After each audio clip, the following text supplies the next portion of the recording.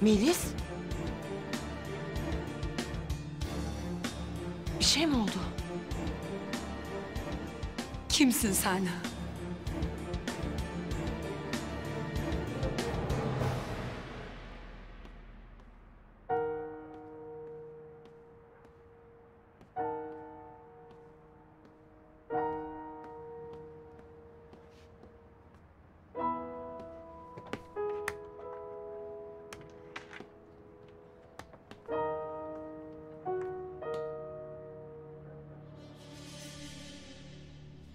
Sana soruyorum, kimsin sen? Sen Zeynep Şanlı değilsin.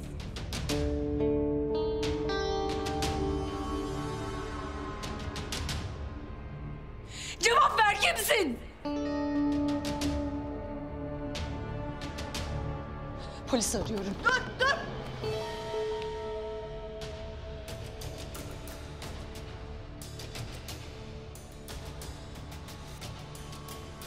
Aramana gerek yok.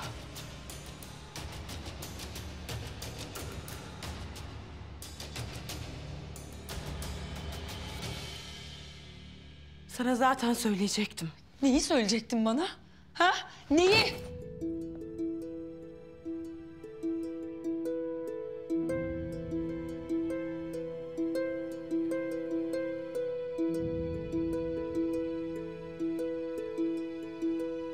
Bu sırrı saklamanın bir anlamı yok.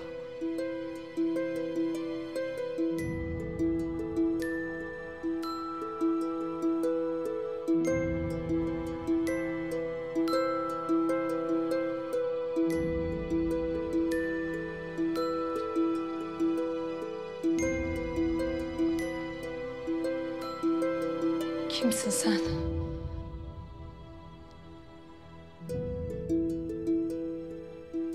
Melis.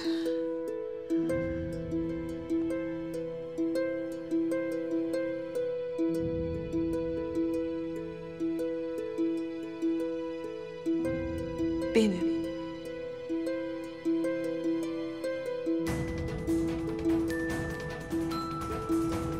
Zehra.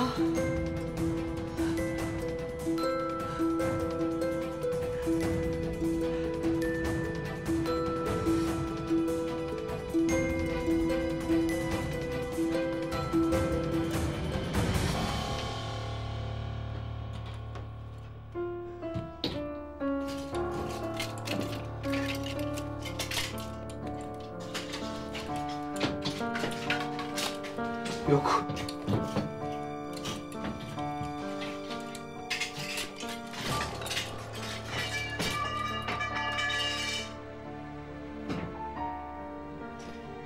Neredesin ya?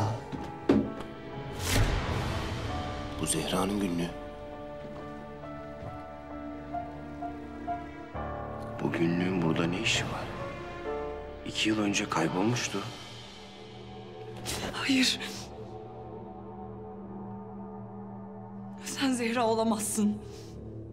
Bu imkansız. Sen Zehra değilsin.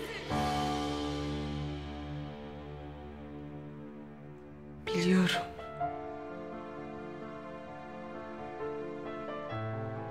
Buna inanması zor.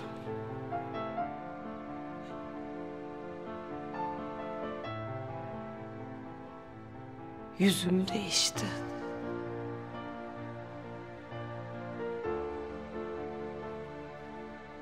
Bunca zaman geçti.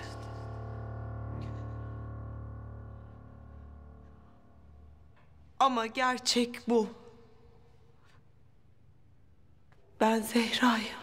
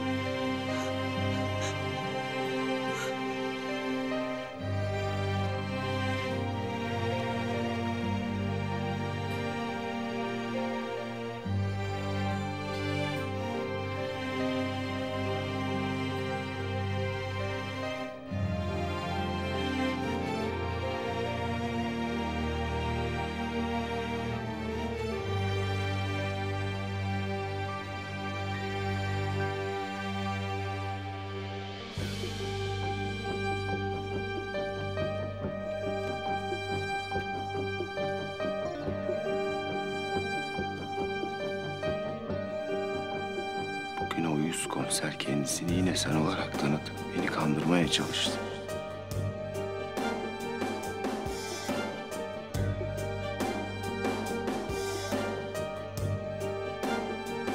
Merak etme sevgilim, o 100 komisere yakalanacak değil.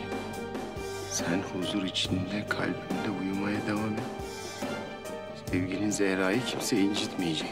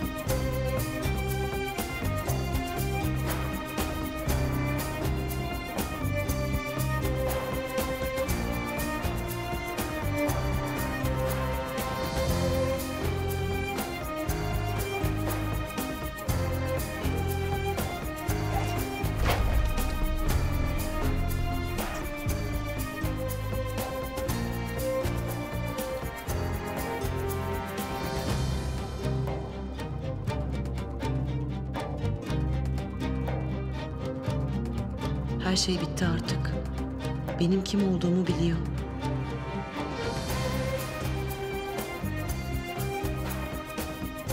İyi de bu adam neden ağlıyor ki? Beni öğrendi işte. Neden hala numara yapmaya devam ediyor?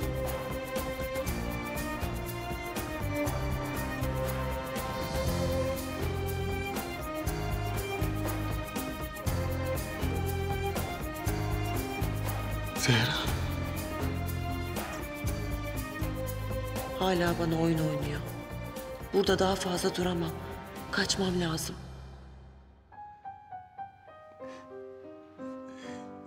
Zehra.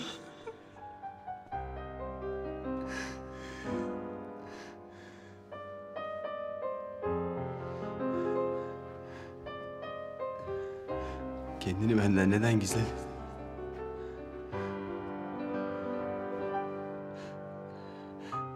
Seni beğenmeyeceğimi mi düşündün?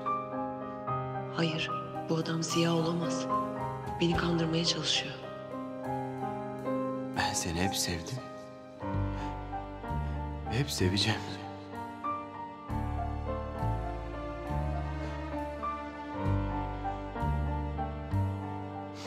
Bir daha asla ayrılmayacağız.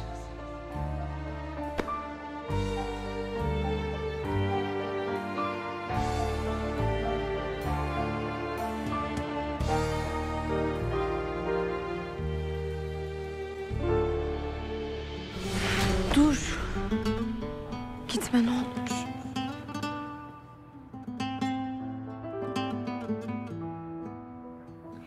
Seni seviyorum.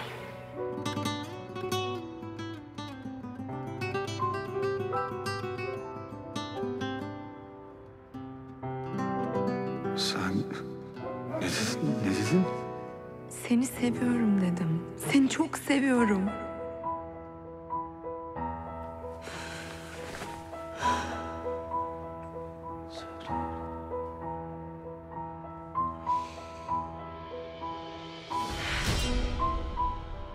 Ziya. Zehra.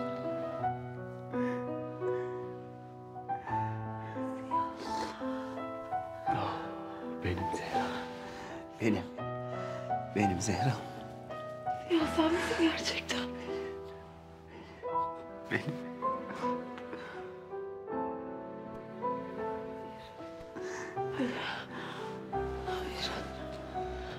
Hayır sen Ziya olamazsın.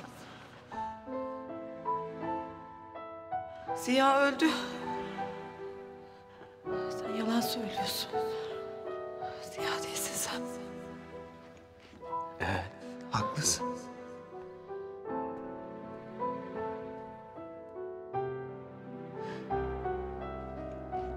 İki yıl önce seni kurtaramadım.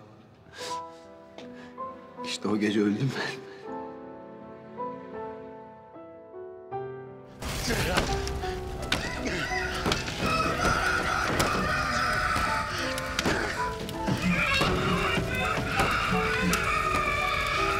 Kurtaracağım seni!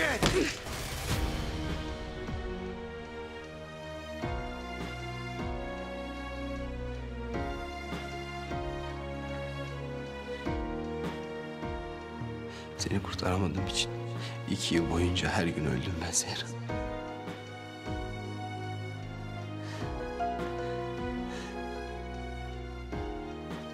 Ama şimdi yeniden doğdum. Seni bir daha asla bırakmayacağım.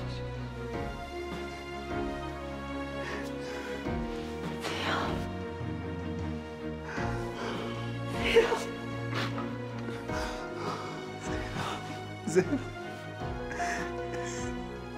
Bir daha seni benden hiç kimse ayıramayacak.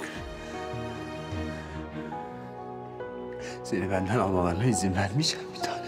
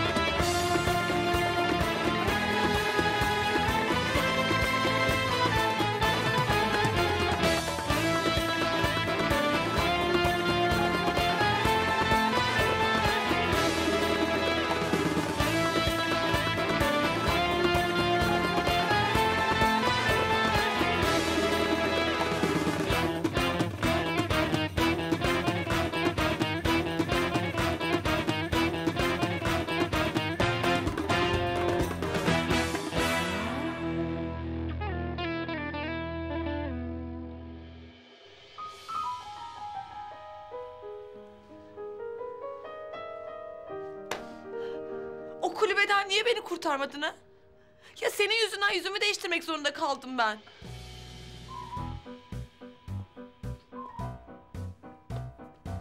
Elimden geleni yaptım. Kızıl Ejder'den intikamımızı da ben aldım. Sen ne işe yarıyorsun ha? Kalbimi kırıyorsun. Ya bir de 2 sene boyunca sürekli peşimden beni kovaladın sen ya. Vallahi Zehra olduğunu bilmiyordum be Zehra'm. Ya.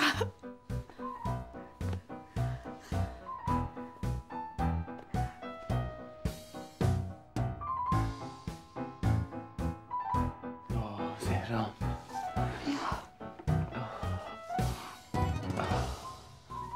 Ya. Bir saniye ya. Ya sen Ziya'ya hiç benzemiyorsun. Ne yapayım? Sen sanki Zehra'ya çok benziyorsun. Ya ama sen gerçekten hiç benzemiyorsun. Yoksa yeni yüzümü beğenmediğini mi ima ediyorsun? Ha, yok yok onu demek istemedim. Ama ne bileyim. Artık benden hoşlanmıyor musun yoksa? Ya olur mu öyle şey? Ben Ziya'dan hep hoşlanmışımdır.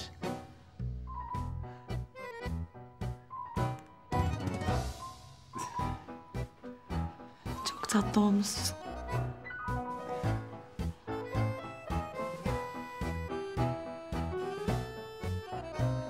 Ya ama insan birazcık benzer yani. Ama yeter. Yeter yani gel şuraya. Allah Allah. Amma uzattın he. Benzemiyorsan benzemiyorum. Kertenkeleyim ben işte. Niye üstüme geliyorsun ki bu kadar? Ya tamam tamam kızma. Hayır yani. Biz senin yeni tipin hakkında bir şey söyledik mi? Bir saniye. Ne varmış benim yeni tipimde? Ne yok ki? Ne dedin sen? Ya şaka yaptım. Çok tatlı olmuşsun dedim. Çok tatlı. Yalan söyleme. Doğruyu söyle. Yeni yüzümü beğenmedin mi? Ama ne önemi var ki sanki tipin ya? Amma da taktın he. Ben senin yüzünü değil ki, kalbini seviyorum. Kalbini. He, kalbimi sevdin ama yüzümü sevmedin. Yok bir tanem o anlamda değil ya. Ha, sen Didem'in yüzünü seviyorsun. Kim? Didem. Ne alakası var ya? Ya yüzümü değiştirdim diye beni aldatmak zorunda mıydın ya?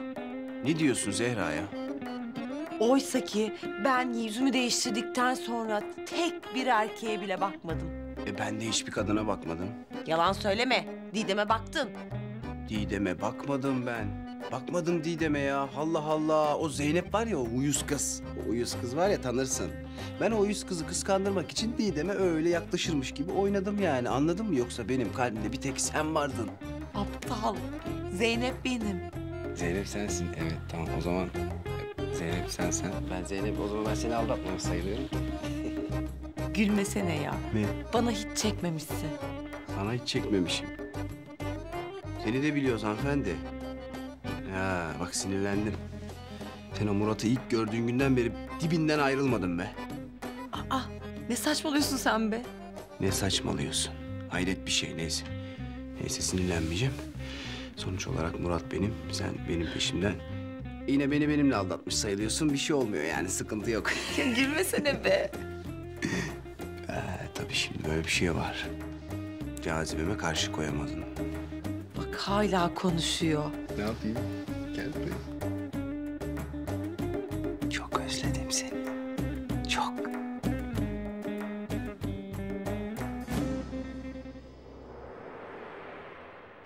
Gizem. Ölmek istemiyorum Hicabi. Kurtar beni.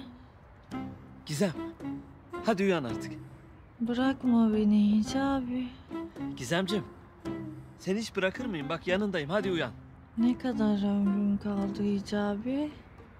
Fesubhanallah. Olur mu öyle şey Gizem? Hadi kalk uyan. Nasıl uyanayım Hicabi? Öldüm ben. Akıncı'nın yüzünü gördüm bir kere. Ya batıl inanç o. Yani Akıncı'nın yüzünü gördün diye ölmem mi gerekiyor? Tövbe yarabbim. Olur mu öyle şey? Kimin ne zaman öleceğini ancak Allah bilir. Gizem. Hadi uyan. Gizem. Hicabi? Hicabi sen niye maskeni çıkarıyorsun ya? Sen beni öldürmek mi istiyorsun? Hem Akıncı olduğunu benden gizliyorsun hem de beni öldürmek istiyorsun. Sen benden kurtulmak mı istiyorsun Hicabi? Ne çabuk benden sıkıldın Hicabi? Yoksa sen artık benden hoşlanmıyor musun Hicabi?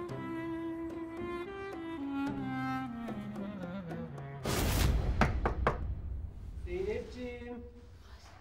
Müsait misin? Yılmaz bu. Yılmaz. Ne işi var bunun burada? Ya adam burada yaşıyor, ne işi olsun? Zeynepciğim, müsait misin? Seninle bir şey konuşacağım, çok önemli. Zeynep. Zeynepçiyim mi? Bak Zeynepçiyim diyor ya. Ben onu mahvederim he. Çabuk müsait değilim de çabuk. Çabuk gebertirim onu bak. Yılmaz'cığım şu anda hiç müsait değilim. Biraz işim var benim. İşin mi? Ne işin ya? Ben şey yapayım, yardımcı olayım, bakayım. Nedir ya? Bileyim bir. Saklan saklan. Saklanma. Nereye saklanma? Şu perdenin arkasına gir. Hadi.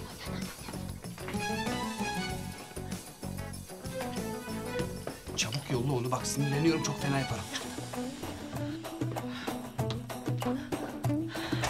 Zeynep geliyorum. Zeynep. Zeynepciğim. Yılmaz. Zeynep. Ne yapıyorsun sen? Ben sana yardımcı olayım. İşmiş var dedim. Ne var? Wow. Burası bayağı bir dağınık. Sen bu kadar dağınık mıydın ya? Neyse. Ben yardımcı olayım sana. Ben çok hamaratımdır Zeynep. Hemen ortalığı toplarım. Yok gerek yok Yılmaz. Hayır, ısrar ediyorum lütfen. Ya gerçekten ben hallederim Yılmaz'cığım. Gerek yok. Yok, vallahi toparlayayım ortalığı. Ben dayanamam ya. Sen de yorulma. Hemen halledivereyim burayı. Ne yapıyor bu manyak ya? Ulan defol git sevgilimin odasından. Yılmaz'cığım sen de konuşacaktın benimle. Ha evet. Zeynep, öncelikle bu gece olanlar için ben senden özür diliyorum. Yani gerçekten çok utanıyorum. Karşında böyle dururken bile utancımdan duramıyorum. Yani ben nasıl bu oyuna geldim anlamakta zorluk çekiyorum. Hep Murat, hep Murat. İnanır mısın? Bütün olaylar hep Murat'ın başının altından çıktı. Yılmaz'cığım bu gece ne oldu? Ya ne olacak? Operasyon bahanesiyle o iki kızı aldı, getirdi benim evime, odama attı. Ya ben nasıl bu oyunun parçası oldum? Olmak istemedim. Hayır Murat, yapma dedim. Sen çapkın bir insansın. Beni bu oyunun içine dahil etme. Gördün elimde kapı kolu vardı. Ben nasıl kaçtım biliyor musun kapıdan? Ya Murat çok çapkın bir insan ya. Böyle bir erkek olamaz. Ay. Ulan Yılmaz. Alçak herif seni. Doğru mu bu söyledikleri? Aa. Zeynep ben sana ne zaman yalan söyledim ya? Ya bu çocuk çapkın. Ben bile inanamıyorum ya. Arı gibi. Her çiçekten bir bal alayım. Demek öyle. Tabii, tabii. Ne yapıyorsun lan Yılmaz? Kızı zar zor ikna ettim zaten. Ben ailesine, evine bağlı bir erkeğim Zeynep. Ben aile ve yuva kurmak istiyorum. Lan ne yapıyor bu? Resmen Zehra'ya asılıyor. Vuracağım lan ben bu adamı. Tamam Yılmaz'cığım. Biz bunları seninle sonra konuşalım. Tabii tabii. Zeynep, eğer yapılacak bir iş varsa ben yaparım. Hiç sıkıntı yok. Toplayayım ben ortalığı. Gerek yok Yılmaz'cığım. Gerçekten konuşalım, tamam mı? Tamam, büyük bir zevkle yapardım ben. Teşekkür ederim. İyisin değil mi sen? İyiyim, iyiyim. Tamam. Umarım kendimi doğru ifade etmişimdir sana bak Zeynep. Kesinlikle ben tek eşli bir insanım. Aile, yuva kurayım istiyorum. Biliyorum. Konuşacağız, konuşacağız. Öldüreceğim. Aç kapıyı. Dur Siyah'cığım, ne yapıyorsun ya? Nasıl ne yapıyorsun? Öldüreceğim onu. Saçmalama hayır. Bırak öldüreceğim onu ya. Hayır.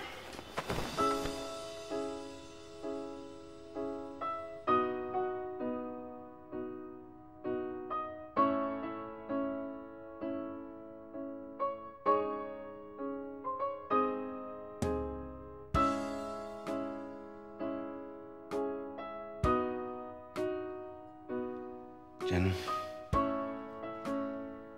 Seni çok özledim. Seni çok özledim.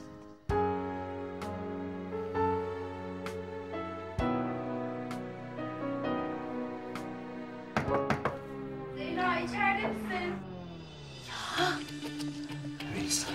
Evet. Sırası mı abi şimdi ya? Allah Allah çabuk meşgulüm de şuna. Tamam. Melis'ciğim meşgulüm şu anda. Birazdan konuşalım mı? Zehra seninle konuşmam lazım lütfen. Yani ne olabilir ki bu kadar önemli konuşacak? Konuşmam lazım ya. Bir dakika. Sana Zehra mı dedi? Ben mi yanlış duydum? Ya Ziya'cığım, Melis benim Zehra olduğumu biliyor. Biliyor mu? Ya söylemek zorunda kaldım. Söylemek zorunda kaldım. Hayır, ona söylemek zorunda kaldım, bana söylemek zorunda kalmadın değil mi? Önce ona söyledi, sonra ben öğrendim değil mi? Başka kim biliyor acaba benden önce? He? Şu meczup Azmi Bey de biliyor mu acaba benden önce? Ya saçmalama Ziya. Zehra. Hadi sen saklan bir yere lütfen lütfen. Üf, ne bileyim ya. Altına mı girdin? Dolma hadi. Hadi Ziya hadi. Çabuk atlat onu.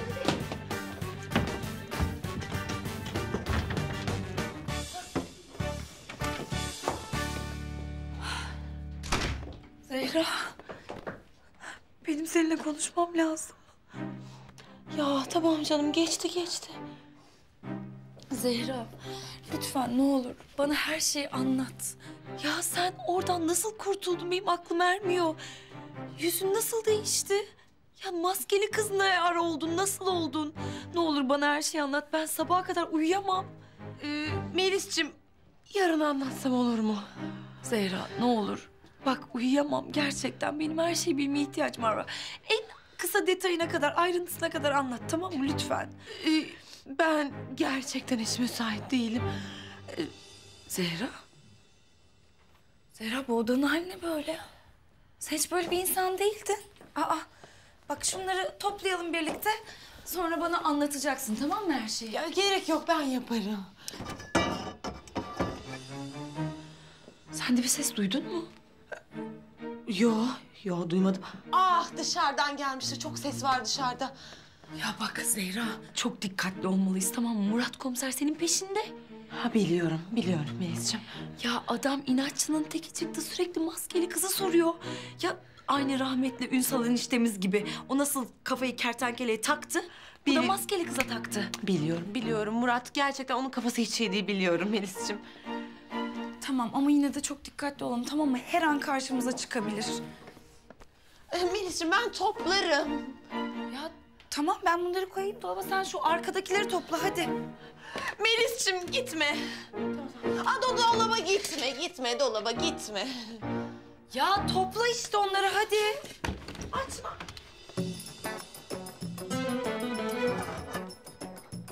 Murat komiser. Ne haber?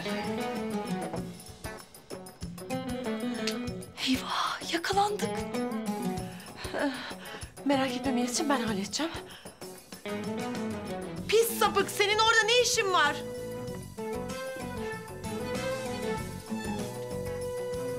Sapık mı? Sen benim dolabıma gizlenip de ne yapmayı amaçlıyorsun pis sapık? Gizlenip mi? İyi de dolabına beni sen soktun ya. Ya bir de iftira atıyor ya. Sapığa bak sen.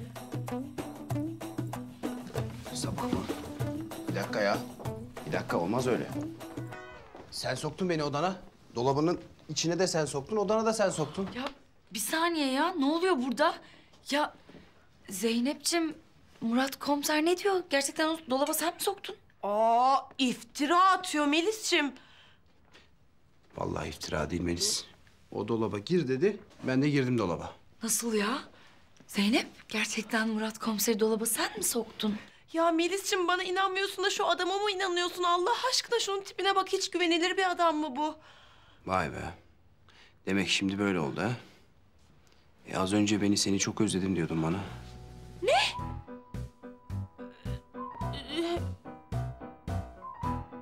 Evet Melis, evet. Kuzenin bana sırılsıklam aşık, itiraf et. Hayır olamaz bu ya. Ya ben sana inanmıştım ya. İnanmıştım. Sen niye benim duygularımla oynuyorsun? Ya Melis sen ne diyorsun? Sen Zehra değilsin. Zehra olsaydın başka bir adamla bir işin olmazdı senin. Seni Yılmaz komisere şikayet edeceğim.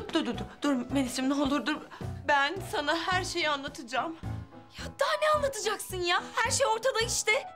Değil. Ben sana her şeyi anlatacağım. Bir izin ver.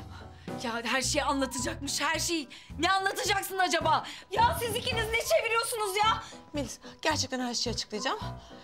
Sen anlat. Yok, sen anlat. Ya senin anlatman daha doğru olur. Hayır, senin kuzenin, senin de anlatman daha doğru olur. Lütfen hadi. Aa yeter ya. Sen anlat. Biriniz anlatın işte.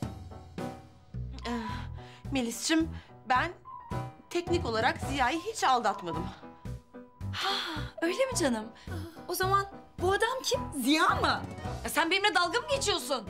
Aslında evet, yani tam da göründüğü gibi Murat komiser eşittir Ziya. Evet Melis'ciğim, Ziya ben. Merhaba, nasılsın? Pardon. Merhaba. Ne haber? Siz benimle dalga mı geçiyorsunuz? Yo hiç dalga geçmiyoruz. Şimdi Melis'ciğim şöyle olmuş. Hani ben yüzleşme operasyonu geçirdim ya. Aynı operasyonu Ziya da geçirmiş. Ben de bunu tam olarak şimdi öğrendim. Yani sen kapıdan girmeden tam önce öğrendim onu. Ziya. Zehra. Ziya. Zehra'm. Ay yok. Ay bana bir şey. Bayıldı. Alıştıra söylemiyorsun ki. Pat diye Ziya dedin, bayılttın kızı ya.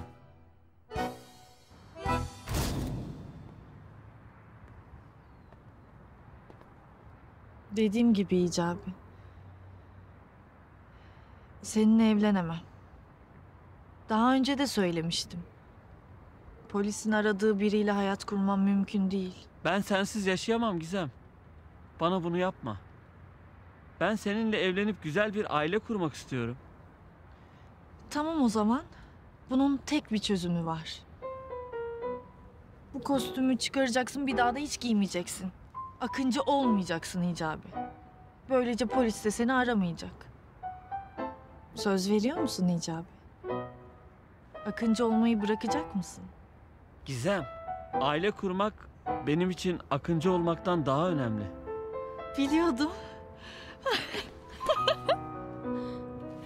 Biliyordum. Beni seçeceğini biliyordum. O zaman barıştığımıza göre... Bir saniye. Bu yüzüğü de parmağına takabilirim. Evet. Evet, bak.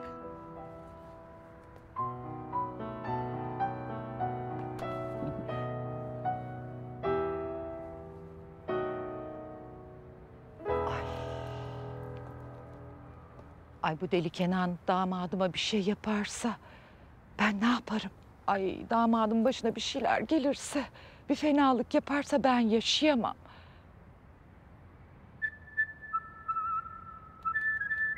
Ay damadım. Ay.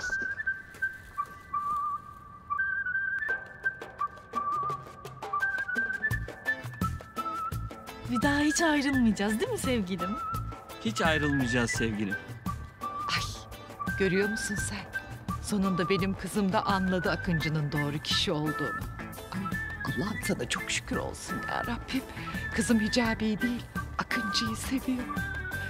Ya Hicabi. Hadi çıkar şu maskeni. Bir gören olmasın Gizem. Hadi Hicabi çıkar şu maskeyi. Akıncı falan olmayı da bırak. Ay niye Akıncı olmayacakmış ki damadım yani? Ay bu benim kız çok alem. Ay, neyse canım. Ben sonra damadımla konuşur, onu bir güzel ikna ederim. Beni de hiç kırmaz. Ya hadi çıkar. Bir daha da takma. Tamam Gizem. Maskemi çıkarıyorum. Bundan sonra akıncı olmayacağım. Ay ilk defa damadımın yüzünü göreceğim.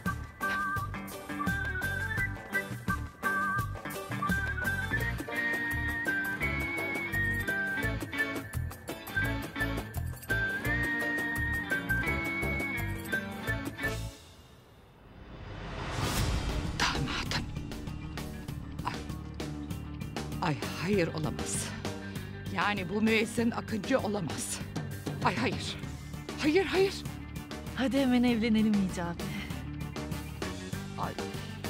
Kızımın o müezzinle evlenmesine asla izin vermeyeceğim.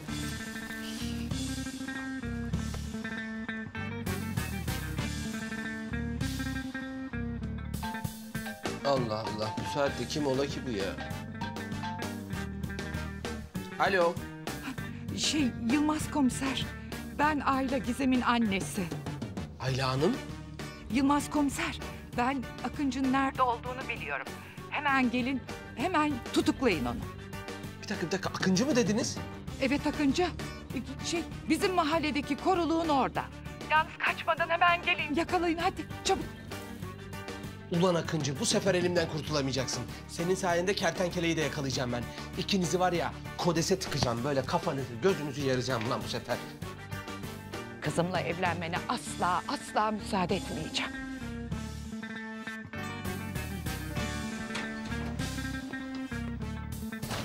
Alo İsmet. Dinle beni kardeşim. Bu eski Pınar Mahallesi var ya, Akıncı'nın orada olduğuna dair ihbar geldi. Kardeşim bak sen ekipleri oraya hızlıca yolla. Ben de hemen geliyorum.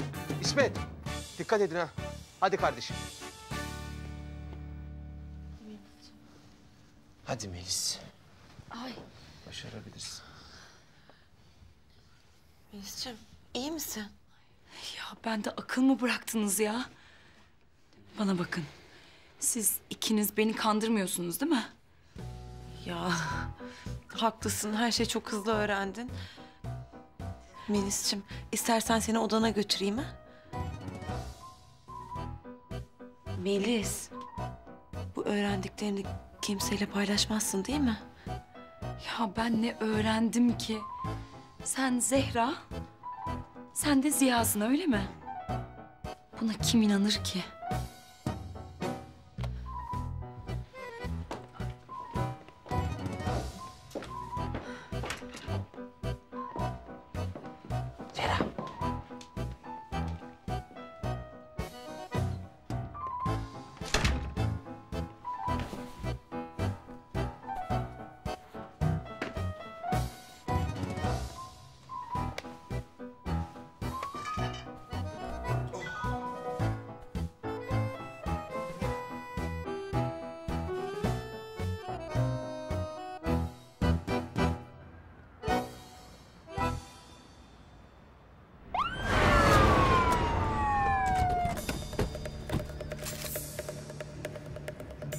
Akıncı, teslim ol.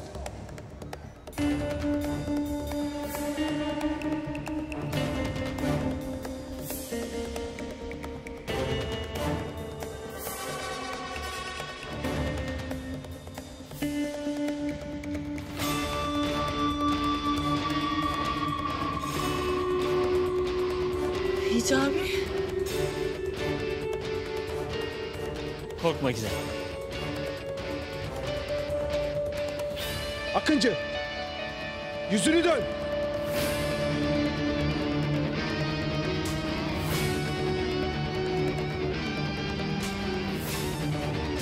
Ya kime diyorum, yüzünü dönsene.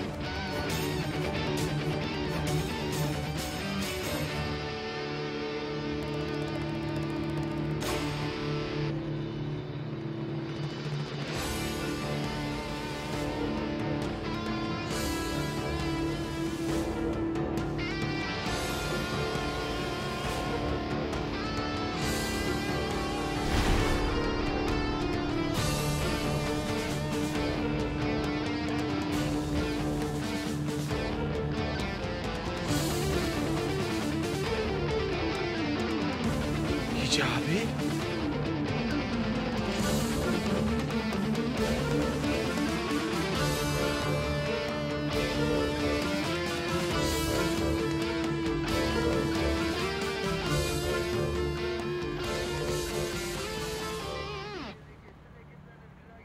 Hicabi. Vallahi de billahi de biliyordum ya. Müezzin şifre değildi. Müezzin sendin. Ulan Hicabi, sen var ya sen. Seni çakal seni. Ay tutuklayın şunu. Komiser bey kızımdan uzak dursun. Anne! Yani Ayla Hanımcığım size de ayrıca teşekkür etmek istiyorum. Eğer Hicabi ihbar etmeseydiniz biz hayatta yakalayamazdık. Ya düşünebiliyor musunuz ya? Akıncı Hicabi. Olacak iş değil ya. Kızımın onunla evlenmesine müsaade etmem asla. Şimdi efendim o kadarını ben bilemem artık aranızda. Anne bana bunu nasıl yaparsın ya? Nasıl Akıncı'yı ihbar edersin? Üzgünüm kızım. Yani Hicabi'nin Akıncı olduğunu öğrenince işler değişti. Akıncı'nın damadım olmasına müsaade etmem.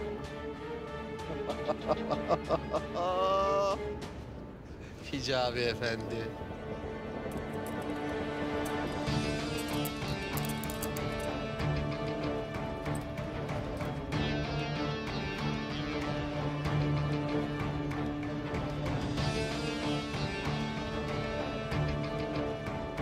Akıncı, bitti. Oyun bitti. Final. Buraya kadar. Bırak. Hadi abi. Hadi abi. Götürün bunu. Hadi abi. Hadi. Hadi Akıncı. Ya hadi. Hadi abi. Şimdi Ayla Hanımcığım siz de benim arabaya geçin. Ben de geliyorum. Hadi Gizemciğim. Gizem. Hadi. Hadi Gizem. Arkadaşlar hadi. Hadi Akıncı. Bırak romantiği. Geç oldu. Hadi abi götürün.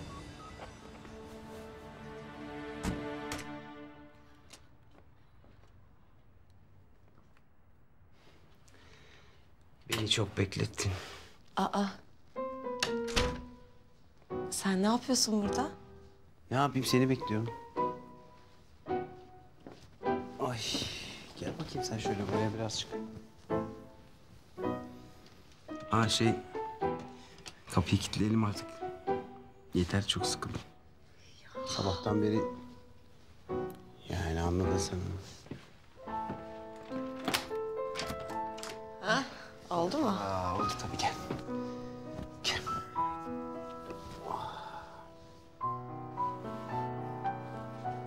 Çok özledim seni.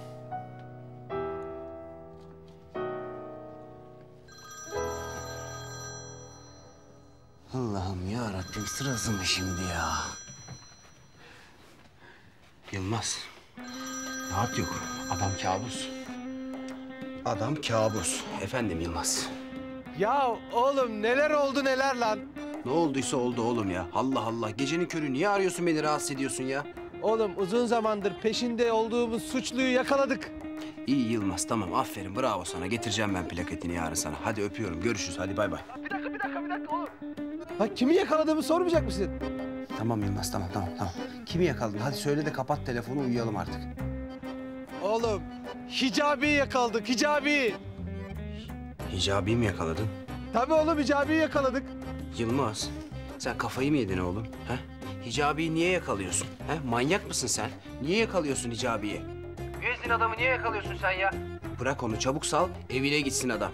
Ah ulan ah. Ortak bu Hicabi var ya hepimizi çok fena keklemiş oğlum. Ne demek istiyorsun Yılmaz? Oğlum müezzin şifre değilmiş. Müezzin Akıncı. Hicabi Akıncıymış oğlum Akıncı. İnanabiliyor musun lan? Ne? Hicabi Akıncı mı çıktı? Saçmalama Yılmaz. Hadi. Hadi hemen Hicabi'yi bırakıyorsun tamam mı? Hadi salıyorsun çabuk. Hızlı hızlı. Bak şimdi biz emniyete gidiyoruz tamam mı? Sen de bu tarihi anı kaçırma derim. Hadi atla gel. Hadi görüşürüz. Hadi arkadaşlar hadi. Hayır. Alo. Yılmaz. Alo. Yılmaz! Vay be. Akıncı Hicabi miymiş ya? Hicabi'yi hemen kurtarmam lazım. Hicabi'yi hemen kurtarmam lazım Zehra. Akıncı Hicabi'ymiş ya. Sen de kertenkele çıktın. Artık hiçbir şey şaşırtmaz beni. Kurtarmam lazım Hicabi'yi. Tamam canım sen git Hicabi'yi kurtar. Ben seni burada beklerim. Ya Ziya ben çok acıktım. Bana gelirken acılı şalgam bir de Adana dürüm yaptırıp gelsene. Adana dürüm. Tamam sevgilim tamam. Buradan pencereden gel. Bir dakika zaten telefonu unuttum. Hadi öpüyorum. Arayacağım seni. Tamam. Ziya dürümü unutma ya gözünü seveyim. Tamam aşkım tamam.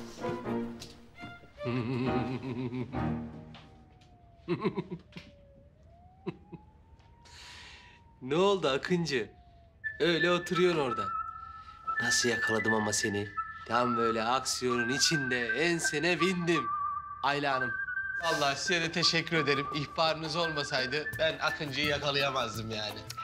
Ay rica ederim Yılmaz komiser. Tek isteğim kızım Hicabi ile evlenmesin. Ben başka hiçbir şey istemiyorum. Hiç endişelenmeyin. En az 20 yıl yer Akıncı. Merak etmeyin Ayla Hanım. Biz Akıncı'yı içeri tıkınca Gizem de onu unutur yani. Unutur. Hicabi'yi asla unutmayacağım. Asla. Hicabi. Ne oluyor burada ya? Murat, ne olur kurtar Hicabi'mi. Naz Hicabi'yi neden kelepçeledin? Kafayı mı yedin oğlum sen? Oğlum ne diyorsun lan? Ne hicabisi? Akıncı işte. Yakaladık Akıncı'yı. Görmüyor musun? Oğlum sen kafayı mı yedin? Çabuk çöz Hicabi'nin ellerini. Nasıl akılcı değil lan? Kör müsün oğlum? Akıncı işte burada oturuyor. Görgü tanıklarımız da var. Sor. Ayla Hanım buyurun. Yani ben kulaklarımla duydum. Kızımla konuşurken ben Akıncı'yım dedi. Yanlış duymuşsun anneciğim. Ben öyle bir şey hatırlamıyorum. Bak. Gördün işte Yılmaz. Yanlış bir anlaşılma var burada. Hadi çöz. Hadi abicim çöz Hicabi'nin ellerini hadi. Çünkü elinde hiçbir delil yok. Ayla Hanım'ın şahitlerini de kullanamayız tamam mı? Çünkü Ayla Hanım kızının Akıncı ile evlenmesini istemediği için yalan söylüyor. Yalan söylediği için de Gizem'le Hicabi evlenemez. Ayırmak istiyor onları. Evet. Annem hep uydurur zaten. Niye uyduracağım canım? Siz ikiniz kendi aranızda konuşuyordunuz ya hani. Koruluğun oralarda. Ne konuşmuşuz? Hicabi Akıncı değil tamam mı? Ne demek Akıncı değil lan? Kardeşim. Şş, sen Akıncı değil misin? Delikanlı gibi söyle. Hadi Hicabi. Akıncı olmadığını söyle de hadi gidelim buradan. Nereye bakıyor?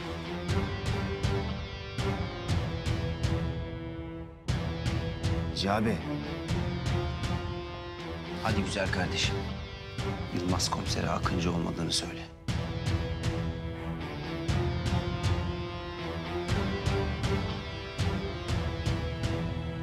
Hadi sen Hicabi.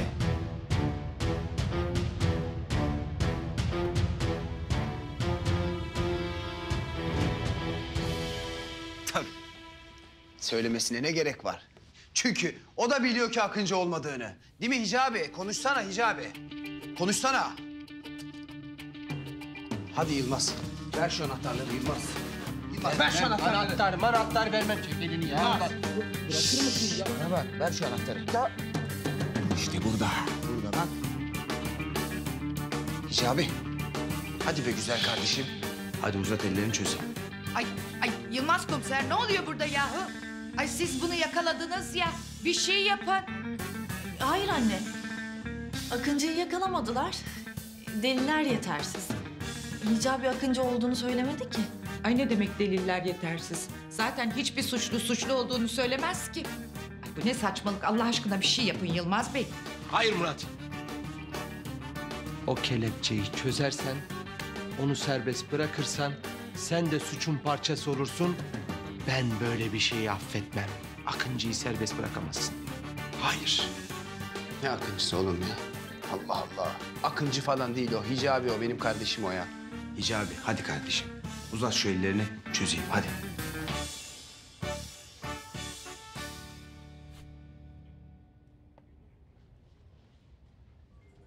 Uzatmam. Ne demek uzatmam ya? Hadi uzat şu ellerini. Akıncı ne olursa olsun yalan söylemez.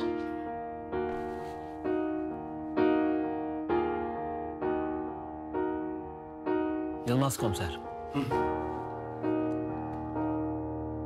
Akıncı benim. İşte bu! İşte bu, işte bu. Ben yakaladım Akıncı'yı, ben yakaladım canım. İnanır mısın? Biliyordum. Müezzin şifre değildi. Sendin. Ben yakaladım. Olayın üstündeydim, takip ettim, ihbar aldım ve ben yakaladım. Ne yaptın Hicabi sen? Ne yaptın? Kusura bakmayın hocam. Yalan söyleyemezdim. Hicabi bana bunu nasıl yaparsın ya? Gizem. Akıncı asla yalan söylemez. Üzgünüm. Ay Allah'ım şükürler olsun ya Rabbim sonunda Hicabi'den kurtuldum. En az 20 yıl yer. Yemezse yanına yatar. Oh, umarım diyette değilsindir. 20 yıl yahu. Ömür yetmez. Hop hop hop bir dakika ya. Nasıl 20 yıl ya? Ne yaptınız? Adam mı öldürdü bu ya? En fazla 2 yıl. 2. Ne? 2 yıl mı? Oh be, 20 yıl değil en azından. Sevgilim, sen merak etme. Ben seni 2 yıl beklerim. 2 yıl mı? 2 yıl mı? En az 20 yıl yer ya. Saçmalama ya. Ben hukuk biliyorum. En fazla 2 yıl. 20 yıl. 2 yıl yer en az. 20 yıl yer oğlum. Ulan ben bu işi biliyorsam en fazla 2 yıl yer bu adam. 20 yıl. Ne oluyor burada? Amirim. Amirim. Ben Akıncı'yı yakaladım. Murat yakalayamadığı için çamura yatıyor. Aramızda böyle tatlı bir çekişme var. İşte burada. Kendisi oturuyor öyle efendi efendi. Hicabi? Ne saçmalıyorsun Yılmaz? Hicabi'den Akıncı mı olur? Amirim Akıncı kendisi. Görgü tanıklarım var. Yeminle diyorum ya Akıncı. Ensesinden yakaladım. Olay mahallinde suç üstünde yakaladım ya. Murat? Doğru mu oğlum bu?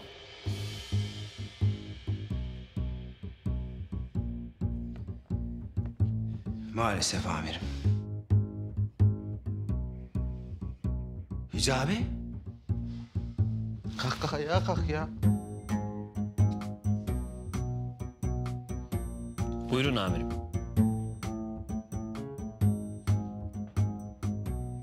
Gerçekten de Akıncı sen misin Hicabi? Evet amirim, benim. Akıncı. Akıncı kardeşim benim. Akıncı evladım, sen bizi yanlış anladın. Bizim derdimiz seni yakalayıp gözaltına almak değildi. Sen bunca zaman bizden boş boşuna kaçıp durdun evladım. Biz seninle sadece tanışmak istedik.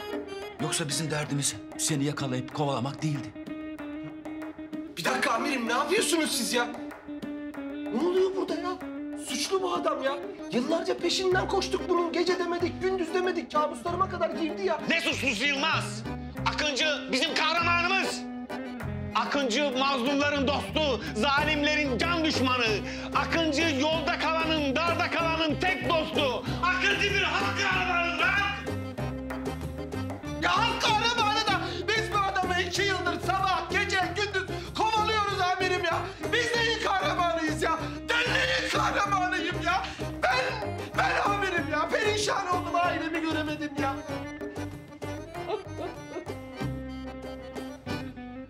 Teveccühünüz amirim. Ne teveccühü. Bırak artık bu tevazuyu Hicabi. Sen bizim kahramanımızsın. Maskendeki o hilale kurban olayım senin. Kardeşim.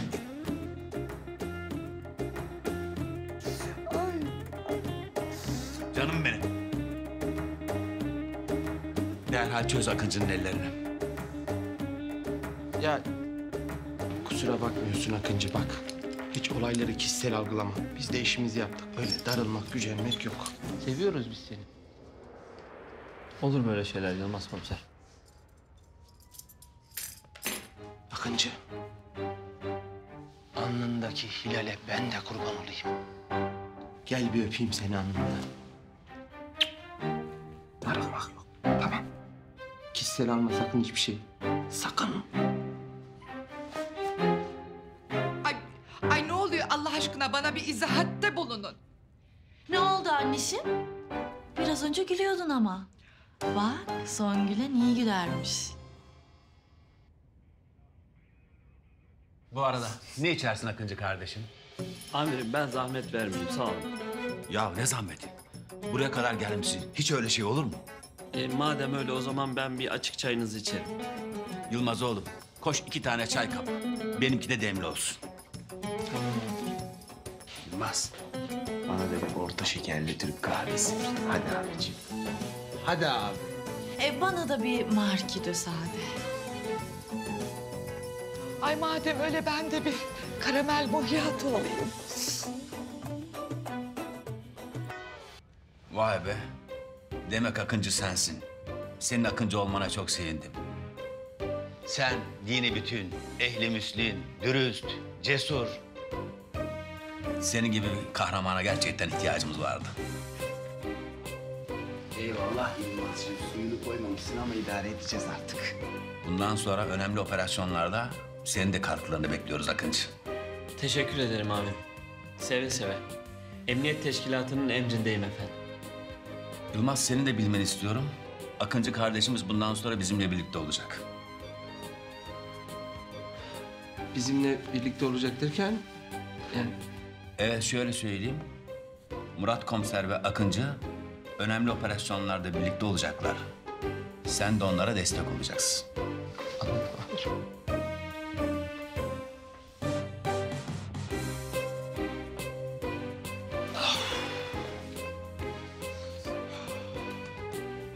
tabii ki amirim, ne demek? Beraber iyi bir takım olacağımıza inanıyorum ben de. Bana böyle bir imkan verdiğiniz için Allah sizden razı olsun amirim. Ne demek Hicabi? Sen bizim veli nimetimizsin. Artık evlenmemizin önünde bir engel kalmadı değil mi Gizemciğim? Madem ki Akıncı olduğunda gözaltına alınmayacaksın, o halde Akıncı olabilirsin Hicabi. Böyle bir damadınız olduğu için gurur duymalısınız Ayla Hanım.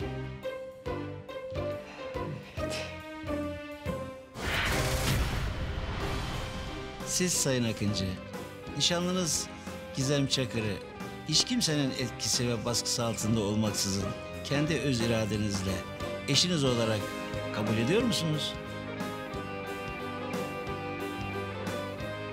Hadi sen evladım.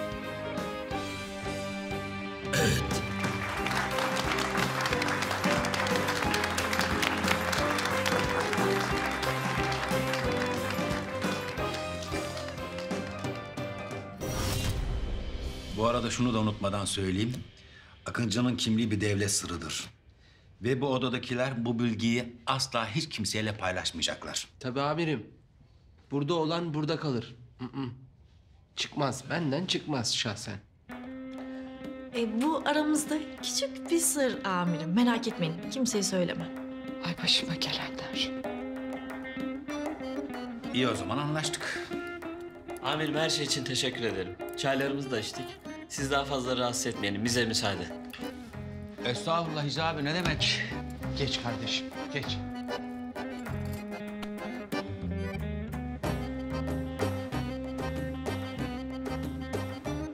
Bundan sonra zaten birlikteyiz.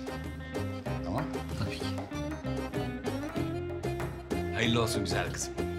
Mutluluklar dilerim. Sağ olun amirim. İyi akşamlar Ayla Hanım. İyi akşamlar.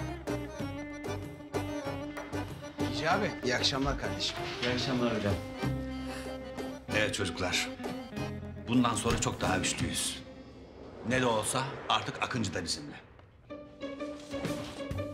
Evet amirim. Bundan sonra kimse bizi yıkamaz. Akıncı, ben sahadayız. Suçlular korksun bizden amirim bu saatten sonra. Yılmaz ve Akıncı.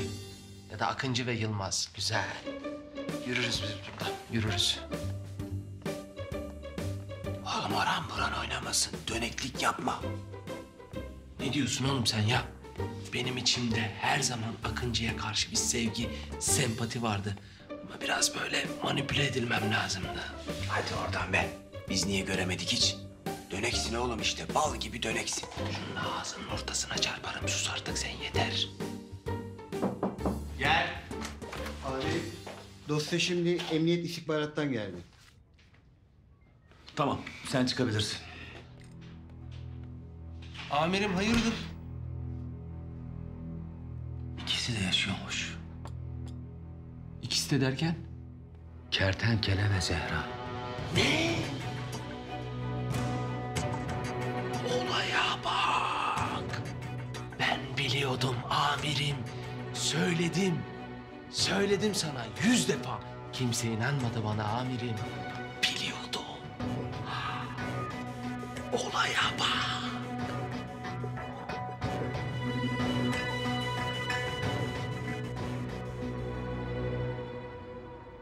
Ne iş arkadaş ya? Hicabi'nin Akıncı çıktığı şokunu üzerinden atamadan Zehra ile Kertenkele'nin yaşadığını öğreniyorum arkadaş. Ama ben sana demiştim. Ben sana dedim. Tamam mı kardeşim? Bu maskeli kız Zehra Şanlı, ay yıldızlı adam da Kertenkele diye. Ama sen bana hiçbir zaman inanmadın. Ya o değil de şimdi emniyet müdürü diyor ki gidin bunları yakalayın getirin. Ya yakalayın getirin en kısa sürede de nasıl yakalayıp getireceğiz? Acaba diyorum ki bu senin müezzin Akıncı bize yardımcı olur mu?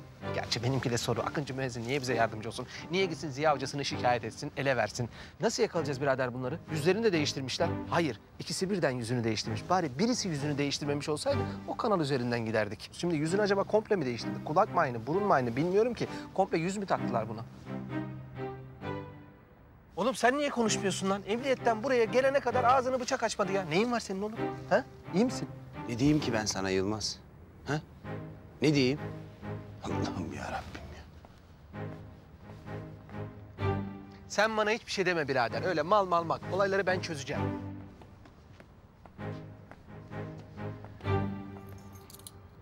Kardeşim hadi.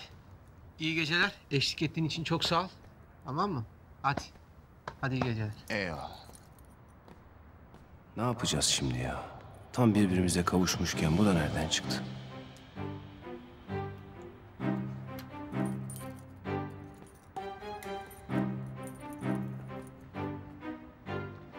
Kardeşim. Geç oldu da hadi. Hadi iyi geceler. Polise yakalanmamalıyız. Yoksa ikimizi de içeri atarlar. Murat. Murat. Murat. Ha, ne oldu? Duymadım ben, anlamadım. Birader duymazsın çünkü dinlemiyorsun. Kulağın kafan burada değil. Diyorum ki geç oldu. Evin yurdun yok mu senin ya? Bas git hadi geç oldu bak yol uzun. Tamam oğlum gidiyoruz, yemedik evine ya. Hadi iyi geceler. Hadi iyi geceler Murat hadi. Oğlum gidiyorum dedim ya. Ya hadi abi hadi. Bak bana sesini yükseltme, ümüğünü sıkarım seninle. Tamam kardeşim iyi geceler. Hala üstüne. Hadi abi. Hadi abi. Ulan çakal. Ben bilmiyor muyum senin gelip burada Zeynep'i görmek istediğini? Açar mıyım lan ben sana bu kapıyı? Sabaha kadar nöbet tutacağım.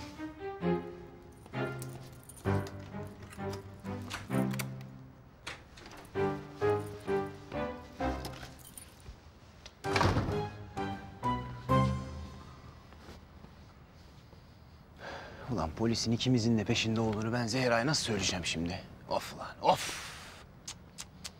Haydi bismillah.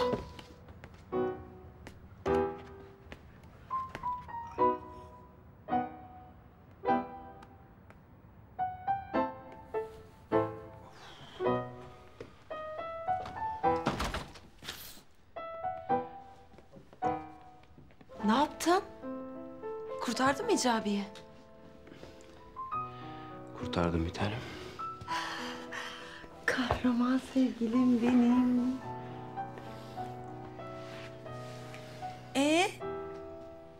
Nerede benim dürümle şalgam? İnanmıyorum ya. Unuttun mu yoksa? Ne oldu Ziya? Bir şey mi oldu? Zehra. Ne oldu Ziya?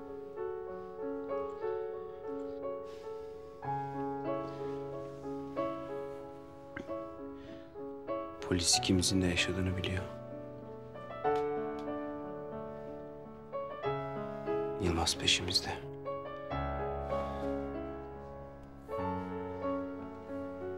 Çok dikkatli olmalıyız bir tanem. Çok.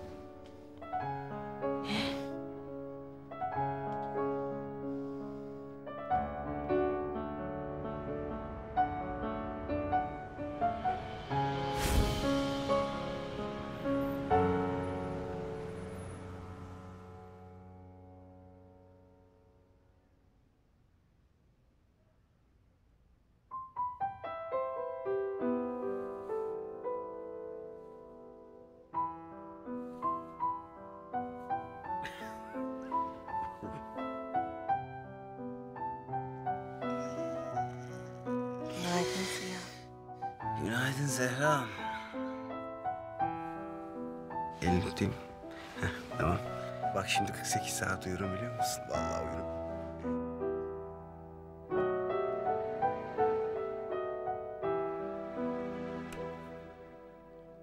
Ula siz ayrılmamış mıydınız ha? Ne zaman barıştınız da? Yok anneciğim ne ayrılması olur mu öyle şey? Ben Hicabisiz yaşayamam ki.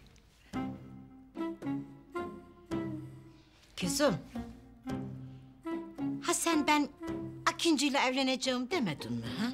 Bu şimdi yaptığın nedir da? Bu çocuk oyuncağı mıdır?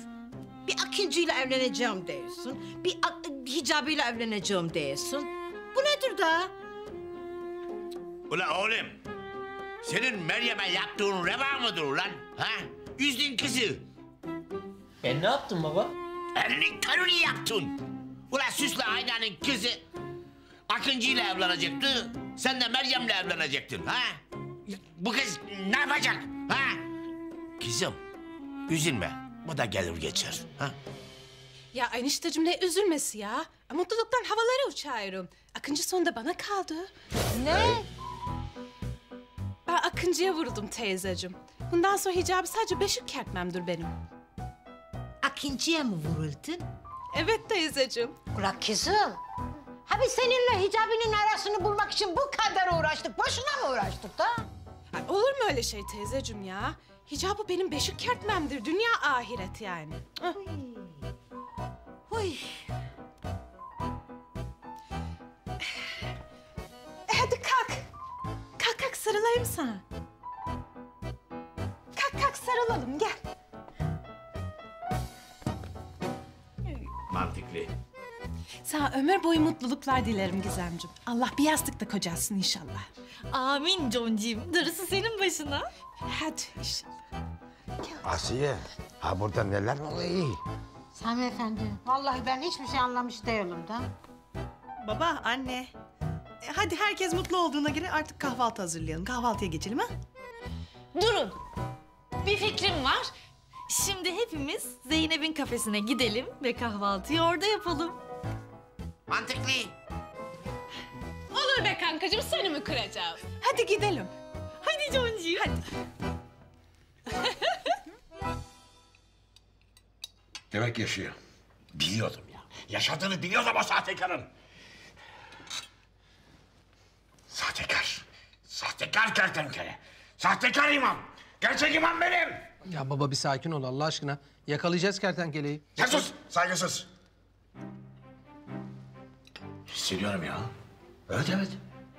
Hissediyorum o buralarda bir yerde. Kokusunu alıyorum onu. Evet o buralarda bir yerde. Bunu bir yakalayayım var ya. Anında cezasını keseceğim. Mendebur meymeretsiz, sahtekar. Ya babacığım, hem görsen nasıl tanıyacaksın ki adam suratını değiştirmiş. Konuşma saygısız. Ben hissederim. Ben hissederim. Onun kokusundan, onun kötü enerjisinden hissederim onu.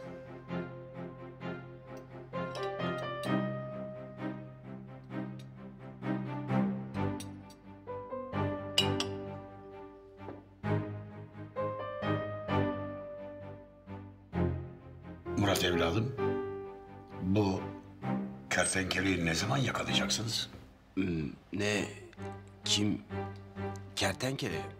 Kertenkeleyi... Baba, bana niye sormuyorsun ya? Ben yakalayacağım işte. Çok yakında yakalayacağım. Bana sor. Niye ona soruyorsun? Bana sor ya. Konuşma saygısız sen. Konuşma. Zehra da maskeli kız olduğuna göre ikisi birlikte takılıyorlar bence. Lan 1000 yıl düşünsem yemin ediyorum Zehra'nın maskeli kızı oldu aklıma gelmez. Onu da yakalayacağız birader. Onu da yakalayacağız. Abi o da suratını değiştirmiş. Onu nasıl tanıyacaksın? Bence bunların ikisi buradan kaçtılar. Yani polis peşlerindeyken neden burada dursunlar ki? Değil mi ama? Yani kuzenim Zehra ve Kertenkele kesin yurt dışına çıktılar. Kesin. Bir saniye. Yani şöyle seni dinleyince Melis, kuzenin Zehra ile telefonda görüşmüş gibisin. Görüştün mü? Ne dedi? Nerede şu anda? Bir bilgi vermiştir kesin. Ne dedi? Ne dedi? Telefonla görüştüğünde sana ne dedi? Buradalar mı Melis? Çabuk söyle, buradalar mı? Ya Yılmaz, saçmalama ne alakası var canım? Ben Zehra'yı falan görmedim.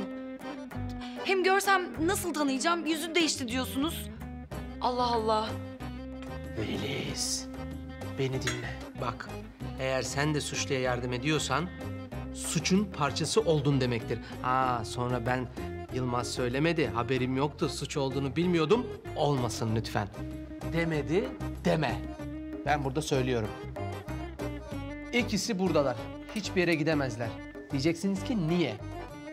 Çünkü bütün sevdikleri burada da onda. Konuşma saygısız. Sen kertenkeleyi yakala. Zehra'nın peşini bırak. Zehra'nın suçu yok. Onu suça kertenkele bulaştırdı. Aşağılık, sahtekar. Baba olur mu öyle şey şimdi? Senin söylediğin de bir defa hani... Hala konuşuyor hayırsız ya. Zehra bizim kızımız. Onu kertenkelenin elinden kurtarın. En kısa sürede kertenkeleyi yakalayıp adalete teslim edeceğiz Azmi Bey. Siz merak etmeyin. Evet. Sana güveniyorum Murat evladım. Zehra kızımı kurtar. Ay lütfen Murat komiser. Benim zavallı kuzenim Zehra'yı o kötü adam kertenkelenin ellerinden kurtarın. Lütfen. Zeynep, ayıp olmuyor mu? Zeynep Hanım. Kertenkele meselesi bende. Zehra Hanım'ı ben kurtaracağım. Murat değil. Didem Hanım geldiler. Hemen al içeri. Didem mi? Evet Didem Hanım. Murat'ın çok yakını. Çağırayım yanında bulunsun kahvaltıda. Murat da zaten böyleler. Afiyet olsun. Didem geç açsındır. Hemen otur bir şeyler ye. Hoş geldin kızım.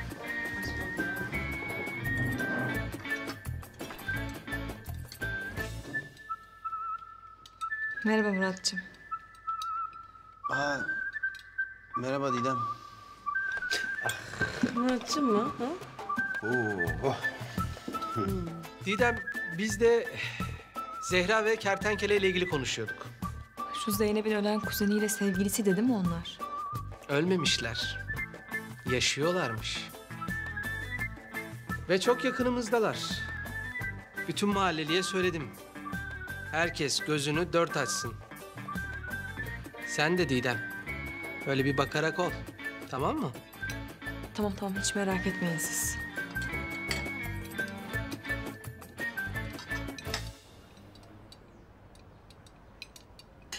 Ya uşaklar, bu kertenkele yaşaymış ha. Ya nasıl olur bilemedim ha. Abi yüzü de değişmiş diyorlar. Ana benim derhal kaçmam lazım. Ula yalnız onun yüzü mü değişmiş? Zehra'nın yüzü de değişmiş. Zehra da yaşaymış. Ne? Zehra da mı yaşıyor? Bu Yılmaz komiser var ya arkadaşlar. Dedi ki Zehra ile kertenkeleyi görürseniz muhakkak bana haber verin dedi. Abi şimdi bunlar yüzlerini değiştirdilerse biz görsek nasıl tanıyacağız? Vallahi bunu bilemedim. Hicabi, duydun mu Zehra yaşıyormuş. Evet Gizem, ben de çok şaşırdım. Ziya hocam bana öyle söyledi ama... Ziya hocan mı? Murat komiser işte ya. Hicabi, gözün aydın. Ha? Ziya hocan yaşaymış. Ulan Hicabi, ha senin bu eve bitiremediğin Ziya hocan kertenkele midir? O muydu?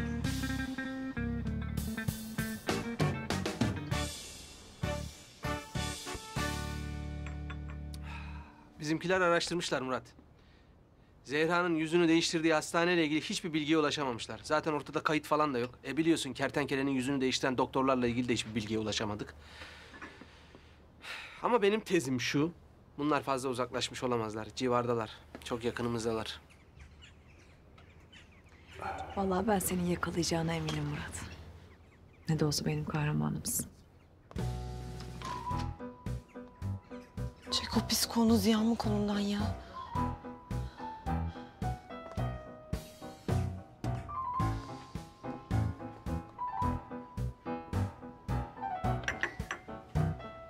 Ya gerçekten birbirinize çok yakışıyorsunuz çocuklar. Evlilik ne zaman? Ne saçmalıyorsun? Ne evliliği? Ya Zeynep bunlar var ya birbirlerine çok yakışıyorlar ya. Bence hemen evlenmeliler. Çok geciktirmemeliler yani. Ne? Yılmaz Bey, müsaadenizle ben Murat komiserle bir şey konuşacaktım. Evet. Zeynep. Benimle de konuşabilirsin Zeynep. Gel bakayım. Gel bakayım diyor hala ya. Bittin oğlum sen. Ben ihaneti asla affetmem. Ya ne ihaneti ya? Saçmalama. İki gözüm önüme aksın ki öyle bir şey yok. Ne yapıyorsun? Ya yeter be. Hayret bir şey ya. Bağırtıyorsun beni insanların içinde ya. Cık, cık, cık. Benim Zehra'm böyle değildi. Sana ne oldu? Sen değiştin çok ya.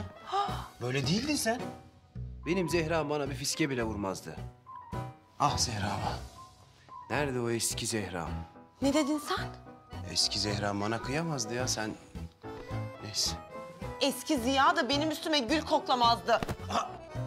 Yeter be. Keşke Zehra'm sen değil de Didem olsaydı. En azından dayak yemezdim ya. Yeter ya. Keşke Ziya sen değil de Yılmaz çıksaydı. Bir dakika. Ne dedin sen? En azından Yılmaz bana sadık kalırdı.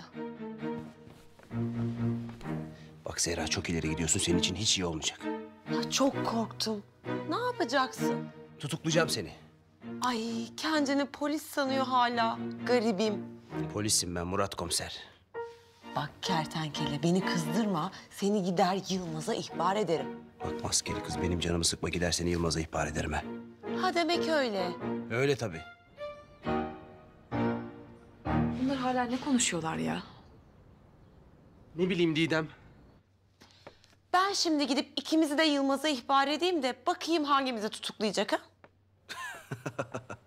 Ya yapamayacağın şeyleri söyleyip de güldürme beni. Hadi git. Sen şimdi görürsün gününü. Hadi git bakalım. Zehra, Zehra. Yılmaz, ben sana çok önemli bir ihbarda bulunmak istiyorum. İhbar mı? Zeynep, ne yapıyorsun? Çıldırdın mı? Kertenkele var ya, hani şu İstanbul gecelerinin iflah olmaz çapkını. Evet. Çapkın, profesyonel bir suçlu. Ve ben onu ellerimle yakalayıp adalete teslim edeceğim. İhbar nedir? Bu çapkın adam var ya, bu çapkın adam. Zeynep. Sence, Evet. sence Zehra'yı aldatıyor mudur? Ne? Hayır, asla. Yani tamam kertenkele suçlu olabilir fakat... Zehra'yı aldattığını sanmıyorum yani. Aldatmıyordur. Yalnız senin burada ne olduğu hakkında bir fikrin var mı? Ya sen sus ya, sinsi. Bilmediğin şeyleri sokma burnuna. Ay bu kadın çok kaba. Biz aynı dilden konuşamıyoruz maalesef. Yılmaz. Zeynep'e söyler misin? Kertenkele Zehra'yı hiçbir zaman aldatmadı. Hatta arkasını dönüp bakmadı bile hiçbir kıza. Yalan söylüyorsun. Yalan söylemiyorum. Pis yalancı. Kertenkele Zehra'yı aldatıyor. Hayır, aldatmıyor. Ya arkadaşlar ne oluyor burada? Hiçbir şey anlamıyorum ben ya. Kertenkele pis çapkının teki. Değil, tamam mı? Kertenkele sadakatin adresi. Kertenkeleden nefret ediyorum. Hayır, nefret etme. O senin kuzenini çok seviyor. Sevmesin kuzenimi. Sevsin kuzenini. Ya Zeynep, Murat ne oluyor abi? Kertenkele yüzünden burada kavga ediyorsunuz ya. Ya Zeynepciğim, kuzenini üzen o sahtekarı yakalayacağım, adalete teslim edeceğim. Bunu bir kenara koyalım. Şimdi senin ihbarın ne? Onu söyle bana. Kertenkeleyle mi ilgili bir durum? İhbar mı? İhbar canım. İhbar? Şey...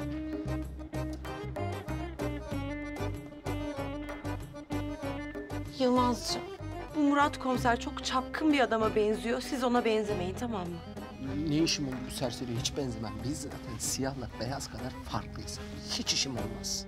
Sizde tam aile babası olacak bir tip var. Murat'ın seni bozmasına izin verme. Hayır, asla izin vermem Zeynep. Ben tam evlenecek yaşta ve dönemdeyim Zeynep. Aile kurmak istiyorum. Lütfen bu adamla takılıp da kendinizi bozmayın. Ne takılacağım ben bu sibidiyle? Ben bambaşka bir adamım Zeynep'ciğim. Asla takılmam ben Murat'la. Hop! Ayıp olmuyor mu Yılmaz? Sussana oğlum, kıskanç. Evet Zeynep'ciğim, devam edelim. Bu adamda tam eğlenilecek kızlarla gezecek bir tip var. Doğru bir gözlem. Evlenmekte falan gözü yok bunun. Yok, nerede? Geçti bundan. Evet. Siz de tam evlenecek tipte bir adamsınız. Aynen. Ben çok hazırım Zeynep. Ben çok hazırım. İyi günler Murat Bey. Hop bir dakika. Bir dakika ya öyle laf sokup gidemezsin. Bir dakika ne oluyor? Şşt Murat. Murat gelsene. Duydun mu? Kendime evlilik teklifinde bulunmuş gibi hissediyorum. Allah'ım ben. Ya saçmalama Yılmaz. Bir dakika ya. Zeynep sinyal yaptı görmedin mi oğlum? Bana evlilik teklifi yap der gibiydi ya. Edeyim mi evlilik teklifi? Ne diyorsun? Zeynep! Yılmaz otur şuraya, otur şuraya. Geleceğim. Zeynep bana sinyal yaptı. Yani evlenme teklif etti. Yanlış mı duydum? Doğru. Evlenme teklif etmeliyim. Ay çok mutluyum. Çeyizim benden. Tamam. Hicabi, ya ben çok mutluyum. Zehra yaşıyormuş. Umarım yakında görürüm onu. Çok özledim. İnşallah Gizem. İnşallah Ziya hocam da Zehra'sına kavuşur. Hicabi, hani şu geçen baktığımız ev vardı ya. Bence o evi tutalım biz. Çünkü sizinkiler iç güveysi olmanı istemiyor. Benimkiler de sizde kalmama izin vermez. O ev güzeldi de. Tutalım mı? Ne diyorsun? Tamam tutalım. Sen iste ben seninle her yerde yaşarım. Yeter ki sen ol. Ay romantik bıdığım benim. Biliyordum böyle diyeceğini.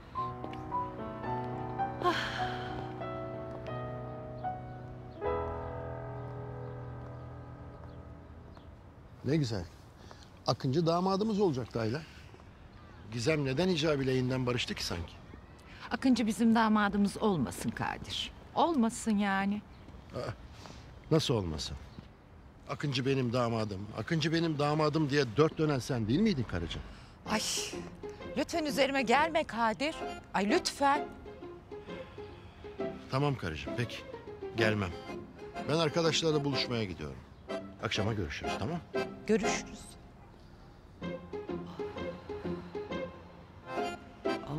Of. Yani Akıncı damadım olacak diye ben neye niyet ettim, neye kısmet çıktı. Ay Allah'ım yarabbim.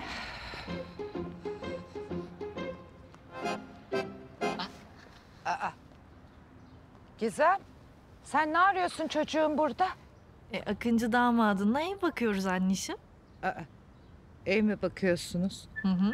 Anneciğim merak etmeyin size çok yakın bir yerde ev bulduk. Vallahi böyle dere yolundan iniyorsunuz 2 rampa bir sağ bir sol aşağıya yürüme 5 dakika. Ay olmaz öyle şey. Ben kızımı hiçbir yere gönderemem. Anne. Bak eğer Gizem'le evlenmek istiyorsan çocuğu iç güveysi olarak sen de gelir bize yerleşirsin. Tamam anneciğim gelirim. Hicabi sizinkiler ne der? Bizimkiler ne diyecek bıdığım? Aynı mahalle zaten bir şey olmaz. Ay Gizem çocuğum biraz alışverişe çıkalım. Benim kafam kazan gibi böyle biraz rahatlamaya ihtiyacım var. Bir dakika anneciğim. Önce Hicabi'den izin almam gerek. Bir dakika. Ne demek Hicabi'den izin almam gerek? Hicabi, anneciğimle alışverişe çıkabilir miyim? Estağfurullah Gizemciğim. Anacığım ne derse o canım ana. Hicabi, sana sordum. İzin veriyor musun? Tamam Gizemciğim gidebilirsin bıdığım. Niye bağırıyorsun ki? Ay canım benim ya. Anneciğim, ya Hicabi'den çok anlayışlı bir koca olur değil mi? Ne demezsin. Ay hadi yürü gidelim. Hadi kızım hadi.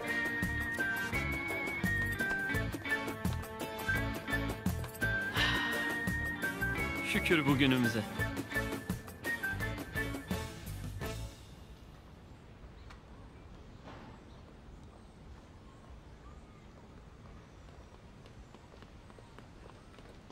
Zehra! Bırak kolumu. Ya neden böyle yapıyorsun ha? Tam birbirimize kavuştuk derken neden böyle yapıyorsun? Pis çapkın. Çapkın mı? Çapkın değilim ben. Didem girdi koluma. Ben o kolu kırarım. Tamam sakin ol kırarsın biliyorum. Biliyorum. Fakat şimdi konumuz bu değil. Tamam mı? Yılmaz'ın bizi yakalamaması lazım. Dikkatli olmamız lazım. Ya sen ne tırsak bir adam olmuşsun ya Ziya. İkimizin de yüzü değişti. Adam bizi nereden bulacak da görecek de tanıyacak da yakalayacak. Ya biliyorum ama yine de dikkatli olmamız lazım. Yani evlendikten sonra yakalanmak istemiyorum mesela. Evlendikten sonra mı? Evet. Evlenecek miyiz? Mümkünse hemen şimdi. Şimdi mi? Evet. Ya 4 senedir bir türlü evlenemedik Zehra. Yok Sokrat'tır, yok Kızılejder'dir, yok senin enişten Ünsal komiserdir. Vallahi çok sıkıldım, artık evlenelim yeter ya. Ben seninle evlenmek istiyorum Zehra. Bilemiyorum ki. Yani çok ani oldu. Ani mi oldu? 4 sene oldu, 4. Bilemiyorum Ziya. Neyi bilemiyorsun, anlamadım ki. Yani bir şey eksik değil mi? Eksik mi? Ne eksik var? Yoksa benimle evlenmek istemiyor musun? Açık konuş benimle ya. Yoksa beni sevmiyor musun artık? Ne? Bunu bana nasıl yaparsın Zehra? He? Beni sevdiğini sanmıştım ya. Ya Ziya, gerçekten senin sadece yüzünü değiştirmemişler. Şu beyin hücrelerini de komple değiştirmişler. Tamam, yüzümü beğenmedin. Şimdi beynime de mi laf söylüyorsun? Oho! Senin devreler yanmış. Tamam, tamam. Tamam, lütfen daha fazla aşağılama beni, yeter. Of Ziya, gerçekten saçmalıyorsun. Suçum neydi ya? Neydi benim suçum? Ben sadece seninle evlenmek istemiştim. Gözyaşlarımı görmeni istemiyorum. Aptal sevgilim. Bak bana. Bir kızla evlenmek istersen ne yaparsın? Ne yaparsın? Şapşal. Ona evlilik teklif edersin. Ettim, etmedim mi? Ettim ya. Etmedin. Etmedim. Hadi şimdi kuyumcuya git. Bana bir tane tek taş yüzük al. Hadi. Hadi sene. Niye bekliyorsun? Hadi.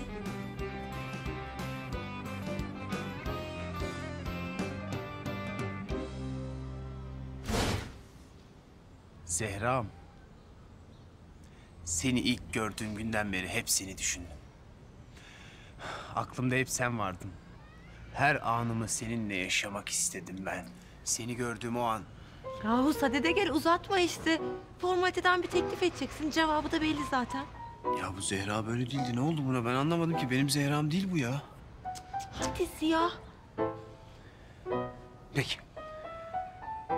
İyi günde, kötü günde. Hastalıkta, sağlıkta. Öf Ziya. Of tamam be. Hayret bir şeysin ha. Benimle evlenir misin Zehra?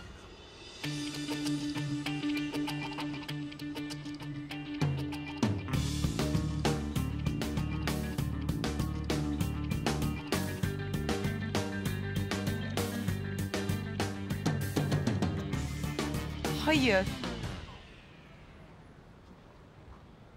Hayır mı? Bu ne ya? Tektaş yüzük. Ya sen bana bu küçücük çirkin yüzükle mi evlilik teklifi yapacaktın? Çirkin yüzük mü? Ben ona bir maaşımı bağladım, insafsız. Ben bu yüzüğü kabul etmem. Ya yapma, gözünü seveyim Zehra'm ya. Kendin demedin mi şu formaliteyi hemen hızlı hızlı geçelim, evlenelim çabuk diye? Ya sen tek taşa nasıl formalite dersin ha? Ya şu soru beynimi çok kemirdi ya. Hocamı bulup hemen sormam lazım. Allah Allah. Neydi ki ya? Ben anlamam. Git bana büyük bir taş al. Zehra ben nereden bulacağım şimdi taşı ya? Niye böyle yapıyorsun? Ya bana ne, nereden bulursan bul. Git müzeye, oradan al. Aha. Allah karşıma çıkardı hocam. Çok şükür. Çalayım mı? Onu mu istiyorsun illa? Hırsızlık mı yapayım? Al, çal ama bana daha büyük bir taş getir. Allah'ım kafayı yiyeceğim ben. Ne yapacağım ben bu kızla ya? Hocam bir sorun var da. Hicabi. Ya ne olursun kurtar beni bu durumdan. Bir sorun mu var hocam? Hicabi. Hanımefendiye sorar mısın? Bir kızın tektaş yüzüğü beğenmeyip de evlilik teklifini reddetmesi caiz midir değil midir? Caizdir. Değildir. caizdir. Hicabi, lütfen şu Ziya Hoca'ya sorar mısın sen? Bir erkeğin tam 4 sene beklettiği kıza küçücük bir taşla evlilik teklif etmesi caiz midir? Hocam, Zeynep Hanım size Ziya dedi. Caizdir. Değildir. Hocam, Zeynep Hanım sizin Ziya olduğunuzu biliyor. Ya biliyorsa biliyor, ne yapayım Hicabi? Ama Yoksa sen Hicabi'ye söylemedin mi? neyi söylemedi mi? Ya nasıl söyleyeyim Zehra? Benim başımı kaşıyacak vaktim mi oldu sanki ya? Zehra mı? Hocam Zeynep Hanım'a Zehra dediniz. Zeynep değil o, Zehra o. Ne?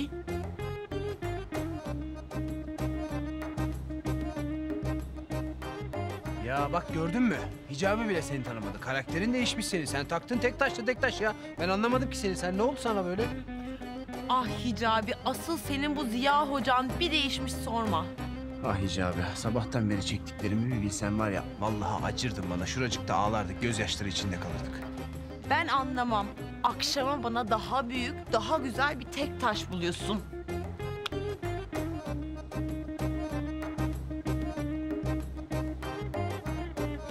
Hocam? Her şeyi anlatacağım Hicabi, her şeyi anlatacağım. Ya ben nereden bulacağım şimdi tek taş yüzüğü? Allah'ım ya Rabbim ya. Of.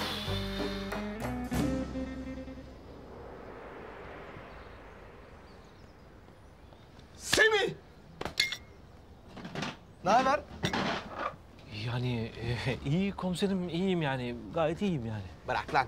Betim benzin atmış. Korktun değil mi? Seninkinin yaşadığını öğrendin tabii çakal. Ya komiserim, polisten koruma talep edebiliyor muyuz? Polisin böyle bir hizmeti var mı acaba? Çünkü bu kertenkele beni kesin öldürecek. Korkma Semih, ben varım. Kertenkele seni yakalamadan önce ben onu yakalayacağım oğlum. Yalnız senin desteğin olmadan başaramam. Yardımına ihtiyacım var Semih. Komiserim ne demek yani? Her türlü yardımcı olurum. Güzel. Şimdi bu kertenkelenin yakın bir arkadaşı var ya, Şevket. Ona ihtiyacım var. He, o yok yalnız komiserim. Ne demek yok lan? Yani bu Deli Kenan'ın korkusuna şehir dışına kaçtı. Deli Kenan mı? Evet komiserim. Ya ben şöyle özetleyeyim. Şimdi bu bizim manyak sahte Akıncı oldu. Kenan da bunu Akıncı zannedip peşine düşünce bu manyak da Kenan benim peşime düştü deyip şehirden kaçtı. Oğlum Deli Kenan nerede peki? Onu vallahi ne bileyim dünden beri görmüyorum. Peki bu Şevket'e nasıl ulaşacağız? Telefon numarası var mı sende? Komiserim telefon numarası var da ulaşamazsınız. Çünkü o manyak kaçarken telefonunu bırakıp gitmiş. Ver bakayım onu.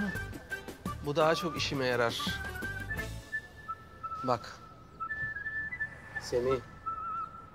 Bu konuştuklarımız aramızda kalacak, tamam mı? Bir yerde duyarsam, edersem yemin ediyorum seni kertenkeleden önce ben vururum. Ay yok. Şimdi bak, sen yürü git, bir iki hafta ortalıklarda gözükme. Tehlikeli olabilir senin için. Hadi, ikile. Tamam. Hadi, tamam. Kertenkeleni de ben veririm. Eyvallah. Hadi. Hadi çabuk, kaybol.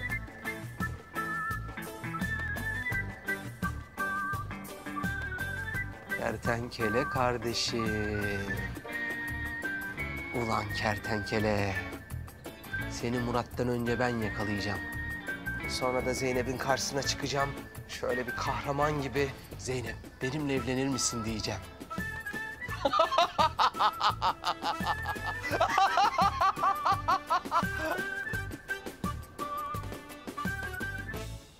Ya işte böyle Hicabi. Maskeli kız da Zehra çıktı. Biliyorum şaşırdın. Ama hayatta böyle şeyler oluyor kardeşim. Yapacak bir şey yok yani, ne yapalım? Hocam bir soru sorabilir miyim? Ya Hicabi, sana boşuna anlatmışım ben her şeyi ya. Hayret bir şeysin ya. Hocam, şimdi diyelim ki beni klonlasalar, yani benden 2 tane olsa, klonun işlediği sevap, klonun kendisine mi yoksa bana mı yazılır? Klon mu? Evet hocam, klon. Bildiğin klon. Evet hocam, benim klonum. Yahu bir tanesine cevap yetiştiremiyoruz. Bunun bir de klonu olsa ayvayı tam yeriz. Caiz midir hocam? Şimdi Hicabi, bu konuda İslam alimler arasında çeşitli itilaflar vardır. Hocam, bir sorun var, beynimi kemiriyor. Sorabilir miyim? Haddini bil klon. Önce ben geldim. Ben soracağım, sıranı bekle. Hocam, ben de tam bunu soracaktım. Bir Müslümanın klonuna ayrımcılık yapması caiz midir? Ne? Ya sus! Ben sana kaç kere dedim ben hocama soru sorarken gelip hocamı rahatsız etme diye. Edepli ol azıcık ya. Sus. Ama hep sen soru soruyorsun. Bana hiç soru sordurmuyorsun. Bu sefer ben soracağım. Hayır, ben soracağım. Bana ne, ben soracağım?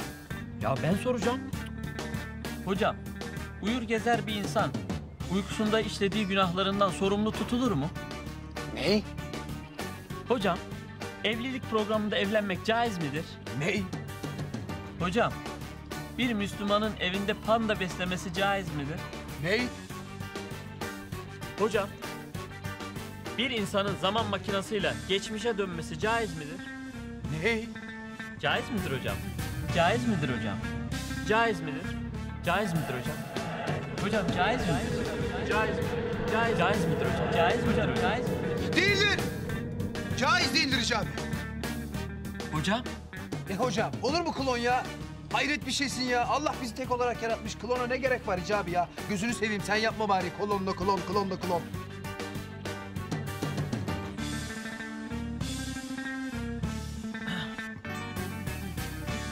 Klonlanmak caiz değildir. Her insanın işlediği sevap da, günah da kendisine yazılır. Maşallah, zehir gibi ya.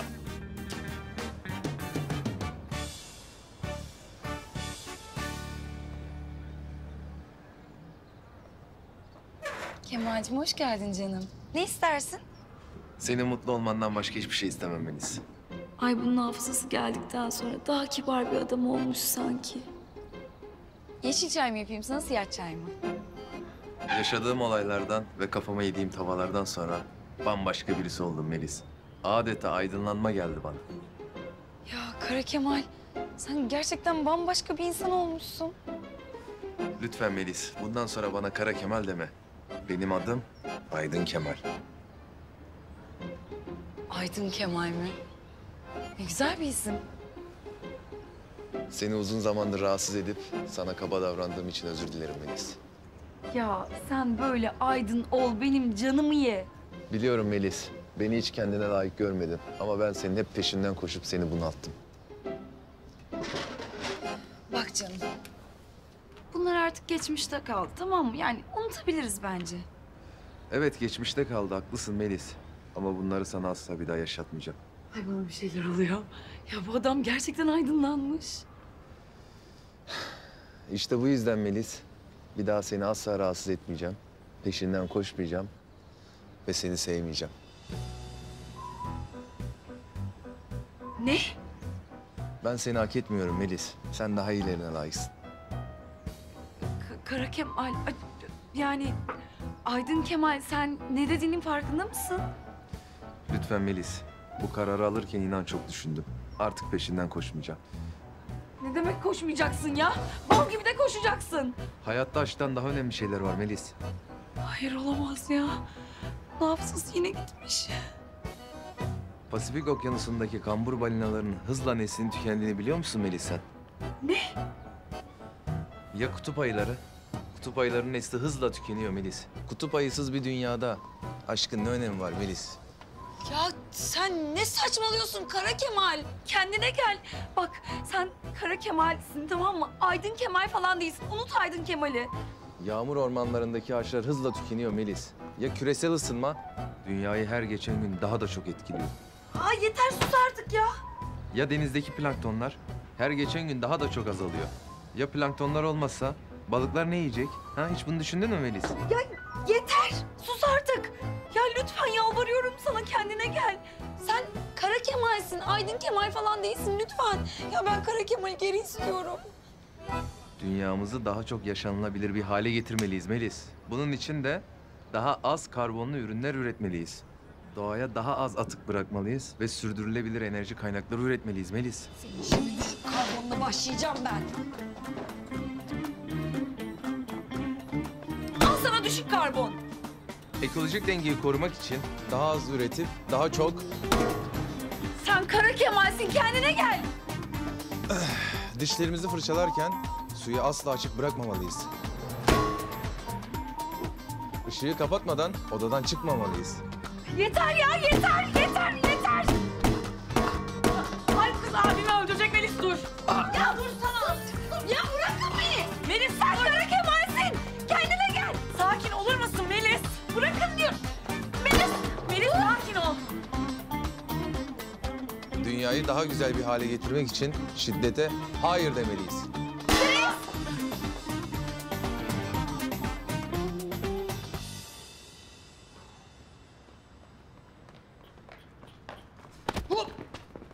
Ne yapıyorsun? Ne bu telaş ya? Komiserim, kertenkele hayattaymış. Hayati tehlike altındayım. Ben buralarda daha fazla kalamam ya. Ulan çakal Semih seni. Evet. Bence sen buralarda daha fazla kalma. Kertenkele seni yakalarsa sonun iyi olmaz söyleyeyim.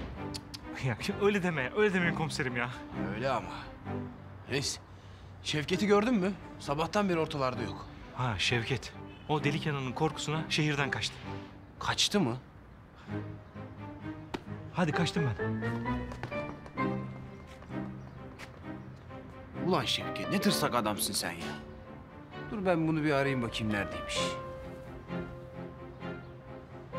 Şevket'i ara.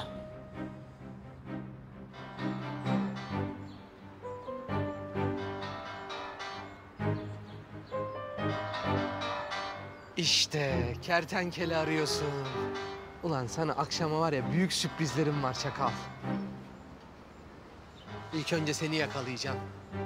Sonra gidip Zeynep'e evlenme teklif edeceğim.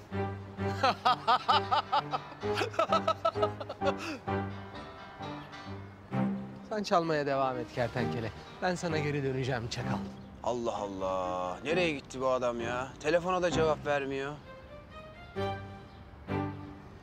Ama neyse ben gidip Zehra'ma tek taş yüzüğü alayım.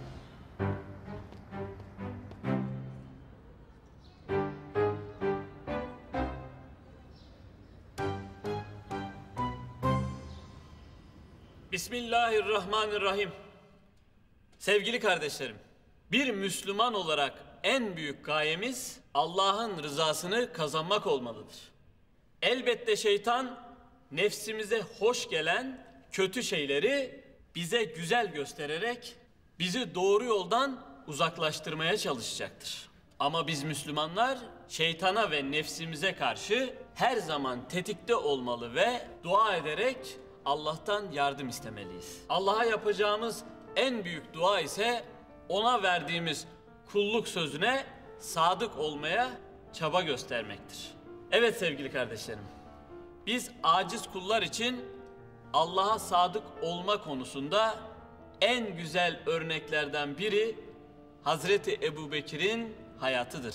Bugün sizlere Allahu Teala'ya ve Resulüne sadakati ve koşulsuz teslimiyeti sayesinde Sıddık lakabını almış olan Hazreti Ebubekir'i anlatmaya çalışacağım. Hazreti Ebubekir ile Peygamber Efendimiz arasında çocukluklarından beri çok güçlü bir dostluk vardı.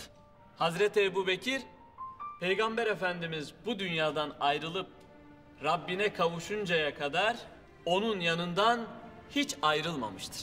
Peygamber Efendimizin en sevgili dostu, en büyük destekçisiydi.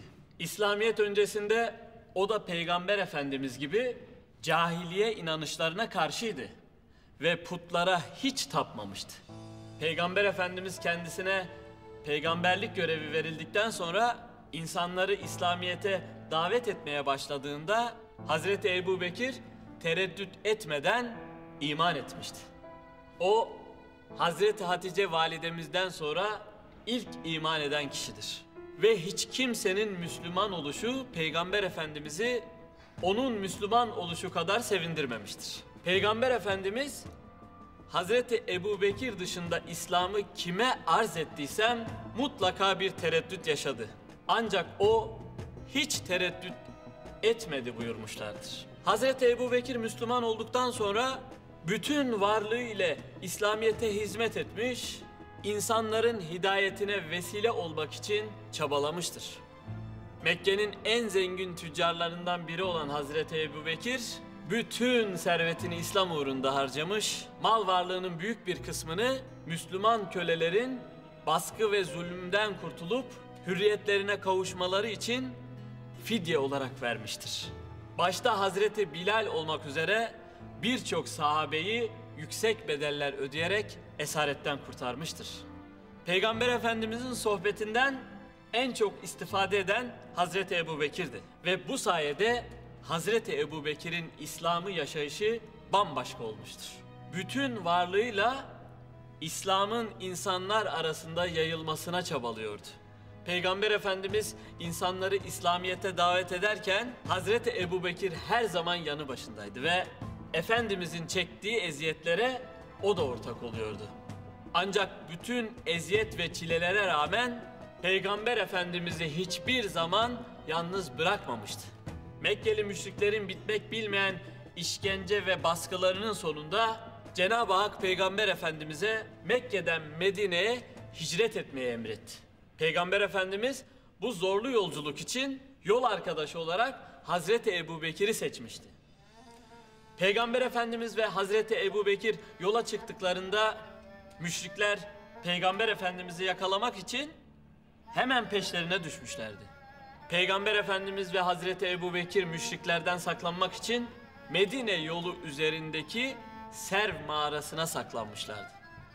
Müşrikler mağaranın yanına geldiklerinde Hazreti Ebubekir müşriklerin Peygamber Efendimiz'e zarar vermelerinden çok korktu. Ama elbette Allahu Teala onlarla beraberdi. Yüce Rabbimiz kutsal kitabında bu olayla ilgili şöyle buyurmaktadır. Eğer siz ona yardım etmezseniz inkar edenler onu iki kişiden biri olarak çıkardıkları zaman ona bizzat Allah yardım etmişti. Hani onlar mağarada bulunuyorlardı. Hani o arkadaşına üzülme Allah bizimle beraberdir diyordu. Allah da onun üzerine güven duygusu ve huzur indirmiş. Sizin kendilerini görmediğiniz ordularla desteklemiş. Böylece inkar edenlerin sözünü alçaltmıştı. Allah'ın sözü ise en yücedir. Allah mutlak güç sahibidir. Hüküm ve hikmet sahibidir. Efendimiz Serv mağarasında müşriklerden saklanmaktayken Hazreti Ebubekir'in mübarek dizine başını koyarak uykuya dalar. Bu sırada mağaradaki deliklerden yılan çıkıp da Peygamber Efendimiz'e zarar vermesin diye ayağıyla deliklerden birini kapayan Hazreti Ebubekir'in ayağını bir yılan sokar. Ancak Hazreti Ebubekir Peygamber Efendimiz'i uyandırmak istemez ve acısından sessizce ağlamaya başlar. Bunun üzerine Peygamber Efendimiz uyanıp vaziyeti görür ve ona neden kendisini uyandırmadığını sorar. Hazreti Ebubekir ise gözyaşlarını silerek anam babam sana feda olsun ya Resulullah diyerek karşılık verir.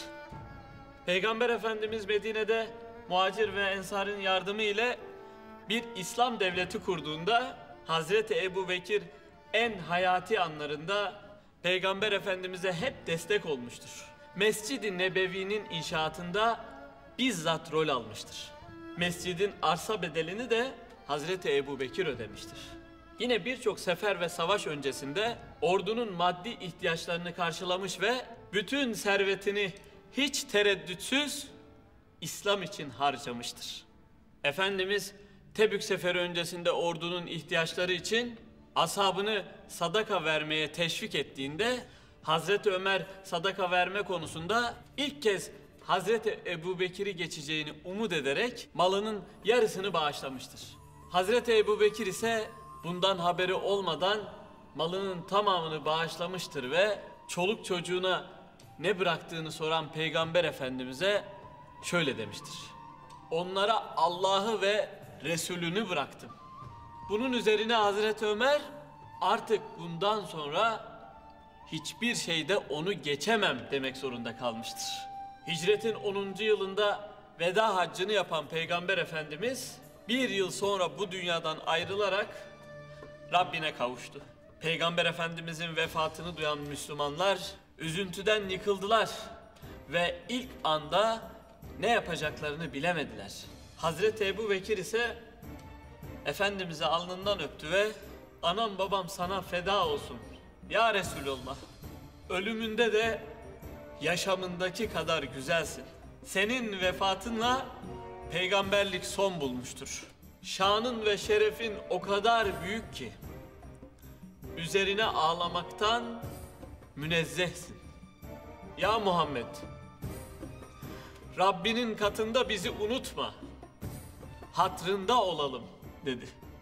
Hazreti Ebubekir, Peygamber Efendimizin vefatı karşısında metanetini koruyup büyük bir hüzün içerisinde olan Müslümanları teskin etmeye çalışmış ve şu meşhur konuşmayı yapmıştır. Ey müminler! Allah birdir. Ondan başka ilah yoktur. Muhammed onun kulu ve elçisidir. Muhammed'e kulluk eden varsa bilsin ki o ölmüştür. Allah'a kulluk edenlere gelince unutmayın ki Allah baki ve ebedidir dedikten sonra sahabelere şu ayet-i kerimeyi hatırlatmıştır. Muhammed sadece bir elçidir. Ondan önce de peygamberler gelip geçmiştir. Şimdi o ölür veya öldürülürse siz ökçelerinizin üzerinde geriye mi döneceksiniz? Kim ökçesi üzerinde geriye dönerse Allah'a hiçbir ziyan veremez. Allah şükredenleri mükafatlandıracaktır. Hazreti Ebubekir konuşmasının devamında sahabelere Allah'ın kitabı ve Resulullah'ın sünnetine sarılan doğruyu bulur, o ikisinin arasını ayıran sapıtır. Şeytan, peygamberimizin vefatıyla sizi aldatmasın, dininizden saptırmasın, şeytanın size ulaşmasına fırsat vermeyiniz diye hitap etmiştir.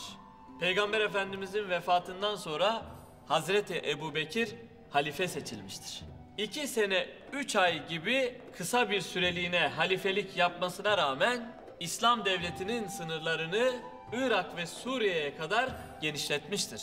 Ayrıca fetihler sırasında hafızların bir şehit olmasından sonra Hazreti Ebubekir Kur'an ayetlerini bir araya getirip Kur'an-ı Kerim'i kitap haline getirmiştir.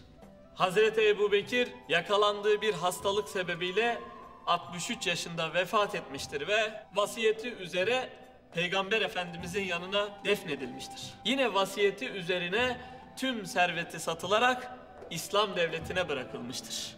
Hazreti Ebubekir Sıddık servetini Allah yolunda harcamış ve kendisi çok sade bir hayat yaşayarak daima Allah'a ve Resulüne sadık kalmıştır. Allahu Teala Hazreti Ebubekir'e bahşetmiş olduğu bu üstün kulluk hasletini bizlere de nasip eylesin inşallah. Amin. Cenab-ı Allah bizleri de Hazreti Ebubekir Sıddık gibi Rabbine sadık ve ona vermiş olduğu kulluk sözünden dönmeyen kullarından eylesin inşallah. Amin. Sevgili kardeşlerim, hak batıl mücadelesi kıyamete kadar devam edecektir. Yüce Rabbimiz bu mücadelede biz Müslümanlara hak yolunda yaşamayı, hak yolunda ölmeyi nasip eylesin inşallah. Amin. Değerli kardeşlerim, bugün Müslüman coğrafyası tarihindeki en acı dolu günlerini yaşıyor. Karanlık dış güçler Müslümanları Müslümanlara kırdırmak ve İslam coğrafyasını kana boğmak için en alçakça planlarını yapıyorlar. Yüce Rabbimiz dünyayı fesada boğan şer güçlerin planlarını başlarına geçirsin inşallah. Amin. Sevgili kardeşlerim, zor zamanlardan geçtiğimiz bu dönemde ülkemiz ve milletimiz bu dış odaklı şer güçlerin hedefi durumundadır. Yüce Rabbimiz asırlar boyunca İslam'ın bayraktarlığını yapmış olan milletimizi ve ülkemizi bu zalimlerden korusun inşallah. Amin. Cenab-ı Hak ülkemize, milletimizin huzuruna, milli birlik ve beraberliğimize göz diken hainlere fırsat vermesin inşallah. Amin. Allah, hak batıl mücadelesinde şer odaklarına karşı canını ortaya koyan, ülkesinin ve milletinin bekası için şehit olan tüm kardeşlerimize rahmet eylesin. Amin. Yüce Rabbimiz bu şehitler için Kur'an-ı Kerim'de şöyle buyurmuştur. Allah yolunda öldürülenlere ölüler demeyin. Hayır. Onlar diridirler. Ancak siz bunu bilemezsiniz. Tüm şehit olmuş kardeşlerimizin ruhu için El Fatiha.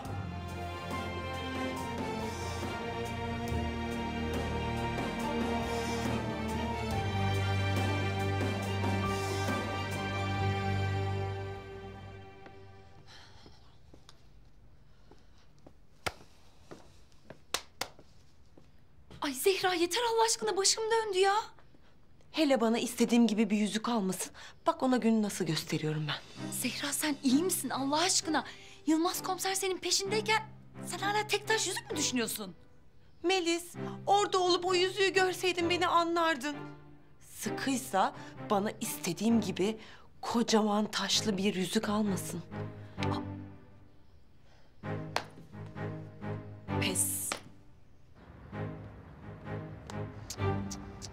Ah Zehra'm ah, yaktın beni be. Taktın tek taş yüzüğe ya. Hayret bir şeysin ya.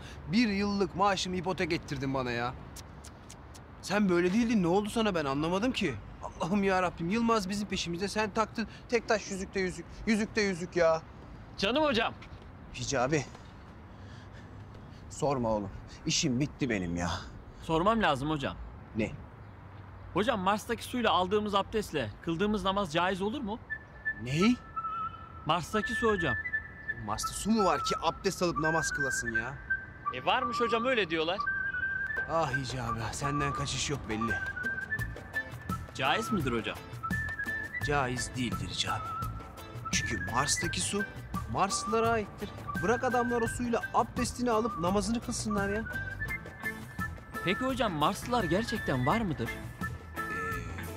Şimdi Hicabi, bu konuda Amerikalı bilim adamları ile Türk bilim adamları arasında çeşitli itilaflar vardır. Yani Amerikalı bilim adamları Mars'taki uzaylıların dünyayı istila edeceğine inanırken Türk bilim adamları ise Mars'ta dost uzaylıların yaşadığına inanırlar. Peki sizce Marslılar Müslüman mıdır hocam? Ah Hicabi, nereden buluyorsun sen bu soruları ya? Hicabi, bu konuda İslam alimler arasında çeşitli itilaflar vardır. Kimi Müslüman alimler... Peki hocam, Cenab-ı Hak uzaylılara da peygamberler göndermiş midir? Vallahi Hicabi inşallah göndermiştir. Yoksa bu uzaylılar Allah korkusu olmadan dünyaya gelirlerse ayvayı yediğimizin resmidir. Peki hocam, Müslüman bir uzaylı kızla evlenmek caiz midir? Ney? Müslüman uzaylı kız hocam. Ne oldu Hicabi? Uzaylı kızı görünce hemen gizemi bıraktım bakıyorum. Olur mu öyle şey hocam? Tövbe tövbe. Ben Gizem'i seviyorum. Uzaylı bütün Müslüman kızlar dünya ahiret kardeşimdir. Bir dakika. Yoksa bu Gizem uzaylı mı, ondan mı soruyorsun sen bu soruyu? Tamam. Diyelim ki Gizem uzaylı. Ki Müslüman zaten. Evlen Hicabi. Caizdir. Evlen. Hadi eyvallah. Müslüman bir uzaylı kızla evlenmek caizdir. Maşallah canım hocama. Ya karada, denizde, havada hiç teklemeden bütün sorularımı cevapladı ya. Bu nasıl bir zeka? Bu nasıl zehir bir zeka ya? Maşallah. Nerede kaldı bu adam ya? Tek taş almak bu kadar mı zor? Ay. Ziya. Kertenkele. Kara Faruk. Ahmet Şimşek. Kim o zaman ya? Tek taşımı aldı mı Murat komiser? Almadın mı? Aldın mı? Ne? Almadın mı, aldın mı?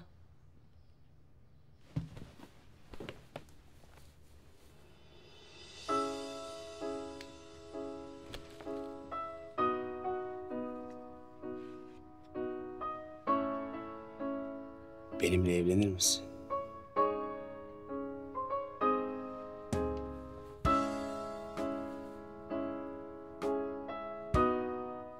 Önce kutuyu aç.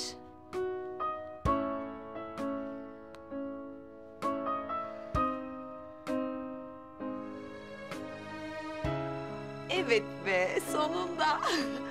İşte bu.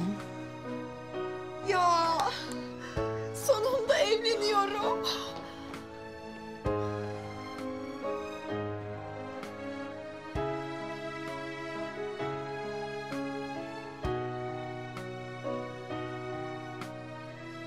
Sonunda sevgilim. Sonunda.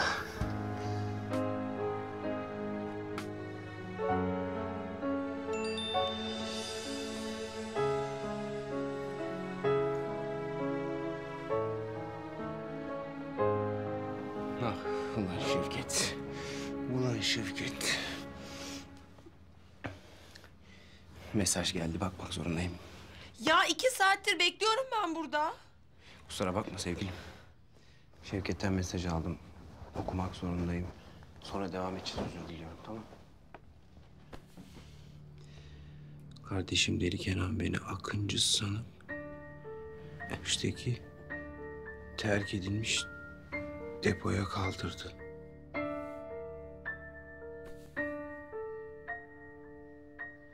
Hemen gelip kurtarmazsam beni öldürecek. Kardeşim ne olur yardım et. Kardeşim Şevket. Şevket bir şey yapmam lazım. Zehra bir şey yapmam lazım. Ya tamam, sakin ol Ziya. Nasıl sakin olayım Zehra? Nasıl sakin olayım ya? Deli Kenan kardeşimi öldürecek diyorum. Öldürürse öldürsün. O da başımıza 1000 tane bela açtı. Öyle deme, deme öyle. Deme öyle kardeşim o benim. Benim kurtarmam lazım onu. Onu kurtarmam lazım.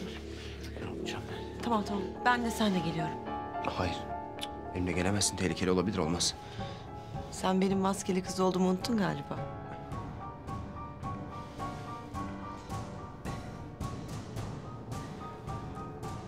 Tamam.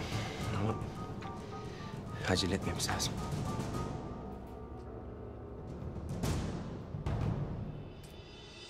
Kertenkele. Seni tek başıma yakalayacağım. Sonra da kahraman olup Zeynep'e evlilik teklifi yapacağım.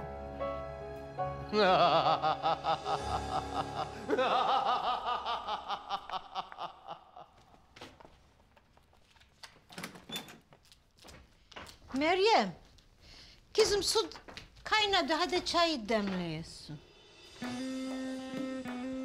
Ulan Meryem, ha bir fotoğraflar nedir? Kahraman yavuklum Akıncı'dır. Akıncı'dır, yavuklundur. Ulan Sami! Sami Efendi! Koş ulan koş, yetiş! Sami Efendi! Ulan Asiye ne oluyor? Sesin Çukurcuma'dan geliyor. Nedir, ne bağırıyorsun? Koş bak, bak ne var burada, bak. Kinova mı? Ulan bu adam kimdir, yarasa mı?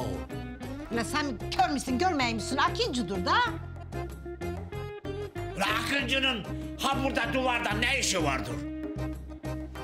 Akıncı'nın yeri duvar değil. Benim kalbimdir enişteciğim. Şu andaki helale bakın ya. O bizim uşaktır da. Akıncı bizim kahramanımızdır. Kız kafayı yemiştir da.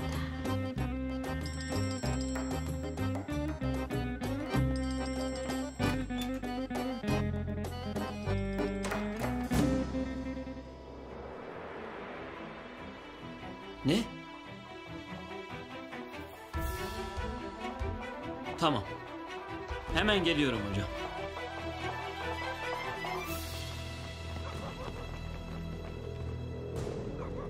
Akıncı bu mahallede yaşıyormuş. Gözünüzü 4 açın. Bu sefer hata istemiyorum. Akıncı elimizden kaçamayacak. Anlaşıldı mı lan? Yoksa derinizi yüzerim. Ulan Akıncı, sen benim sevdiğim kadının kalbini nasıl çalarsın ulan? Ben senin o kalbini yerinden söküp çiğ çiğ yemez miyim ulan?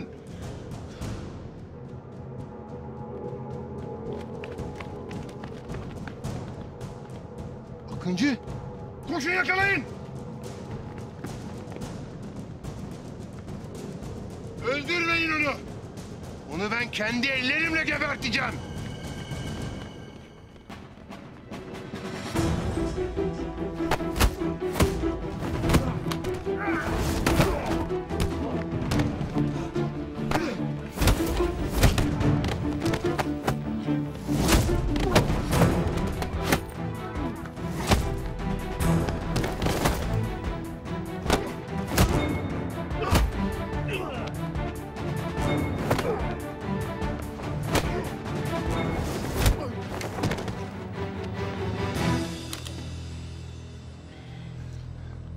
Öldüreceğim seni Akıncı.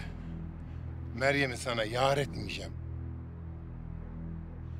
Kenan abi. Ne Kenan abisi lan? Ne Kenan abisi? Kenan abi. Sakin ol. Silahla şaka olmaz. Öldüreceğim ulan seni. Öldüreceğim.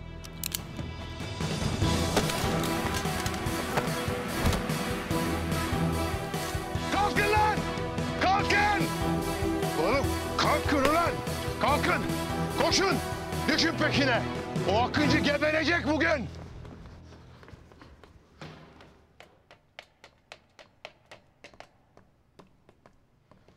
Vay, ay yıldızlı adam. Yakıyorsun. Vay vay vay. Maskeli kız. Ateş ediyorsun. Sırnaşma. Ciddi ol biraz ya. Çene çalmaya gelmedim buraya. İşimize bakalım. Sana da var ya 2 laf söylemeye gelmiyor ha. Hemen azarlıyorsun hemen. Şevket'i burada tutuyorlar demek. Evet. Ben hiç adam falan göremiyorum. İşte. Demek ki deli kanan dikkat çekmek istemiyor. Biz yine de dikkatli olalım. Merak etme aşkım. Ben seni korurum. Sen kendini koru şapşal.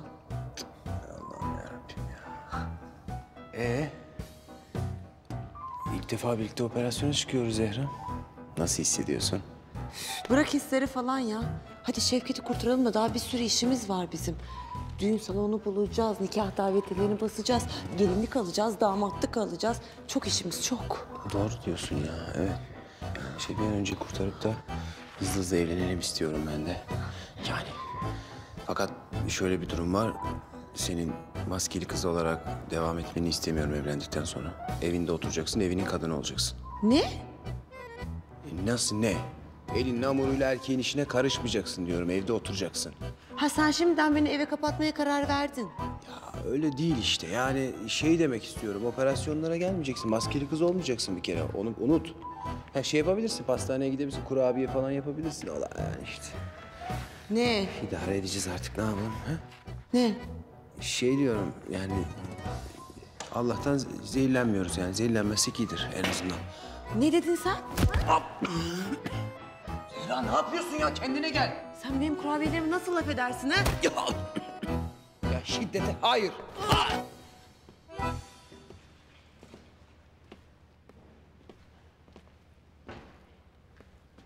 Allah Allah. Ya Ziya hocamla burada buluşacaktık ama görünmüyor ortalıkta. Nerede ki hocam? Ya Hicabi.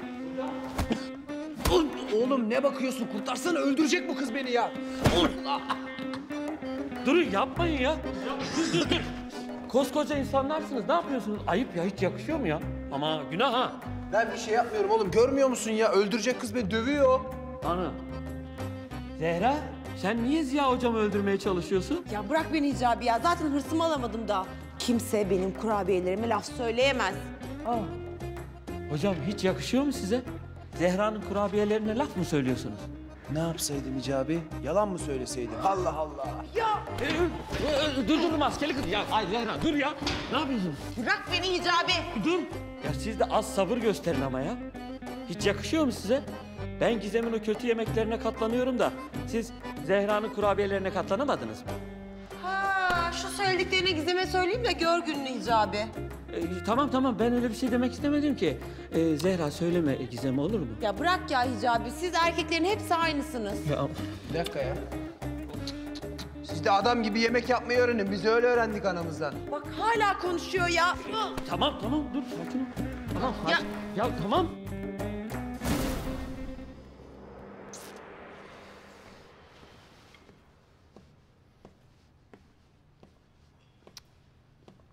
Ulan kertenkele, nerede kaldın lan? Ağaç olduk burada ya.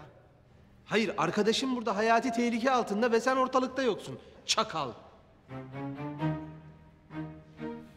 Ben bu çakala bir mesaj daha atayım şöyle.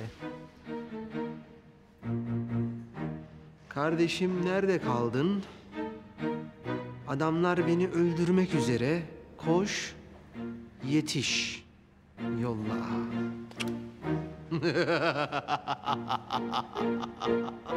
Aman! Allah Allah! Durun ama ya. Bir dakika. Kardeşim nerede kaldın?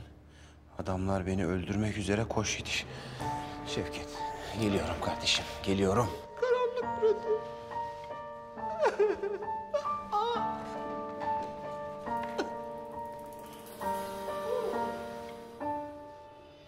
Hicabi, sen burada kal, bize gözcülük yap, tamam mı? Allah'a emanet ol. Siz de hocam. Yürü.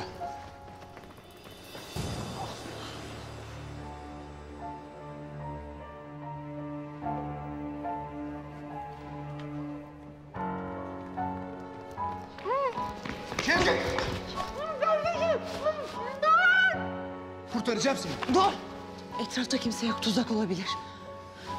Kardeşim o benim, bir şey olmaz. Kardeşim.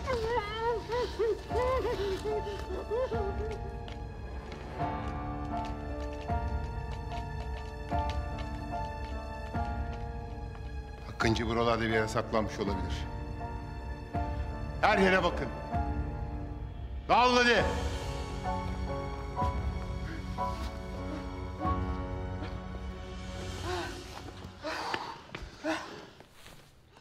Sürpriz! Ta-ta-ta-tam! Ay yıldızlı adam yani kertenkele, maskeli kız. İkinizi de yakaladım. Şimdi elimdesiniz işte.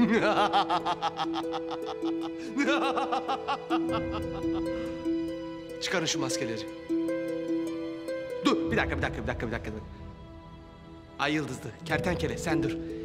İlk önce Zehra Hanım lütfen. Önden bayanlar. Artık bitsin şu maskeli balo ya. Vallahi sıkıldım ya. Hadi.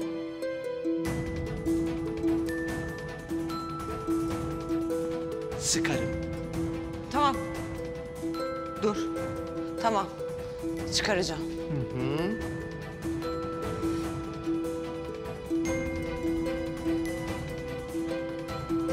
Hadi.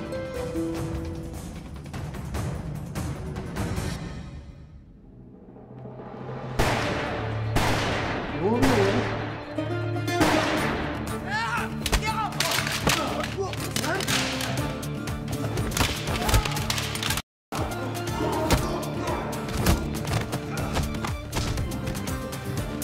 Dikkat et! Çocuk gibi bir nasihat verme bana ya. Sen kendini kolla şaşkın. Allah'ım iyilik de yaramıyor ya. Subhanallah ya. Hocam bir soru sorabilir miyim? Hicabi sorunun sırası mı şimdi? Hocam gökyüzünde yıldız kayınca dilek tutmak caiz midir? Ya bu yaptığın caiz mi asıl Hicabi senin? Hocam önce ben sordum. Yaz Hicabi yaz. Hocam caiz mi? Değildir Hicabi. Değildir. Çünkü fırlayan yıldız herhangi birinin kafasına düşeceği için dilek tutma. Dua et dua. Hay maşallah ya zehir gibi ya.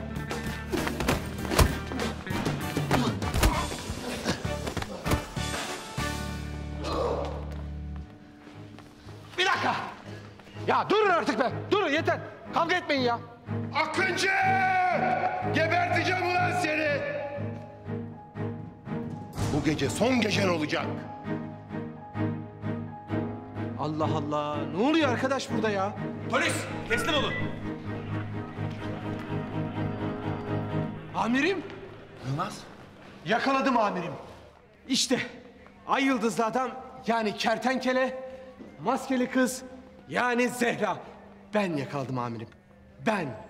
Ben yakaladım amirim. Kertenkele mi? Hı, kertenkele amirim. Zehra ha? Evet. Ben yakaladım amirim, ben. Akıncı. Senin burada ne işin var evladım? Amirim ben Murat komisere yardıma geldim. Murat komiser mi? Murat komiser de nerede? Bir dakika. Murat komiserle ne ilgisi var? Amirim Murat komiser falan yok. Ben olay mahallindeydim.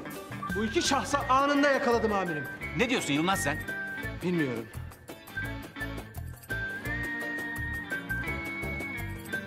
Helal sana be Akıncı. Daha ilk gününde hemen göreve başlamışsın. Gel seni şu hilalinden bir öpeyim. Koçum benim. Bu arada düğün ne zaman? Yakında efendim. Umarım beni de çağırmayı unutmazsın. Estağfurullah, o nasıl söz? Çağıracağım sizi. Ya amirim böleceğim de kusura bakmayın ya. Ben burada ay yıldızlı adamı yani kertenkeleyi ve Zehra'yı yakalamışım, maskeli kızı. Siz orada düğün müğün diyorsunuz ya. Vallahi ben hiçbir şey anlamıyorum ya. Amma kafa ütüledin Yılmaz sen de ha. Aç şu adamların maskesini de kim olduklarını bir görelim. Tamam amirim. Kertenkele aç. Maskeyi aç. Aç şu maskeyi. Ya aç kardeşim şu maskeyi ya. Açın diyorum. Ağır çekimde maske çıkıyor artık yeter ya.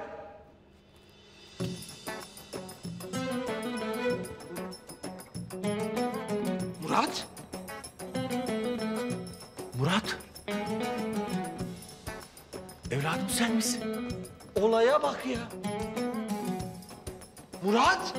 Biliyordum amirim. Sinsi şey seni. Senin altından bir şeyler çıkacaktı belliydi. Bir şeyler saklıyordun sen benden. Ulan çakal. Kertenkele ha. Kuyruğunu bıraktın ama hiçbir yere kaçamadın. Çakal. Adamı böyle yakalarlar işte. Gel buraya. Kertenkele. Ver bakayım şu elini. Arkadaşım bitti. Oyun bitti. Artık adalete teslim ol. Sen şimdi inceden hapishaneye gideceksin kardeşim. Tamam mı? Bir 20 yıl verirler sana. Zeynep de bana kalacak. Anladın mı? Ben bu gece ona evlilik teklif edeceğim. Hiç kusura bakma Murat. Hiç kusura bakma. Yılmaz. O iş biraz zor. Tabii biz kertenkeleyi yakalayınca Zehra Hanım'ı unutmuşuz. Hangi iş zor canım? Havada bulut, sen Zeynep'i unut. Ya ben Zeynep'i niye unutacağım ya? Ha? Zeynep senin gibi suçlu ve tehlikeli biri olmadığı için mi? Kızcağız şu anda evinde, sen burada erkeklerle dandun kavga ediyorsun ya. Hayır. Zeynep ben olduğum için unut diyorum. Ne diyorsun ya? Ne diyor amirim bu? Ne diyor bu ya? Bunun... Kafan mı güzel senin?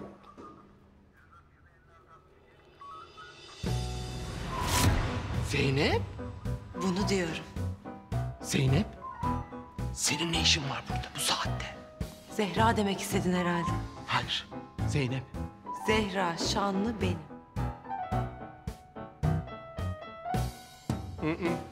Sen Zeynep'sin. Sen Zeynep'sin. Sen Zeynep'sin ve ben sana bu gece evlilik teklifinde bulunacağım. Çok hazırım. Sen Zehra olamazsın. Olamazsın. Hayır, hayır, hayır, hayır, hayır, hayır, hayır, hayır, hayır. Sen Zeynep'sin. Sen Zeynep'sin. Kesinlikle kabul etmiyorum. Sen Zeynep'sin. Amirim, amirim, hayır. Hayır amirim, hayır. Amirim. Kabusun içindeyiz değil mi amirim? Şu an bir rüya. Hiçbir şey gerçek değil mi amirim? Amirim lütfen uyanalım. Uyanalım amirim. Uyanalım ve bitsin tamam mı amirim? Uyanacağız ve bitecek. Bu gerçek değil mi amirim? Hayır. Hayır. Zeynep o değil mi amirim?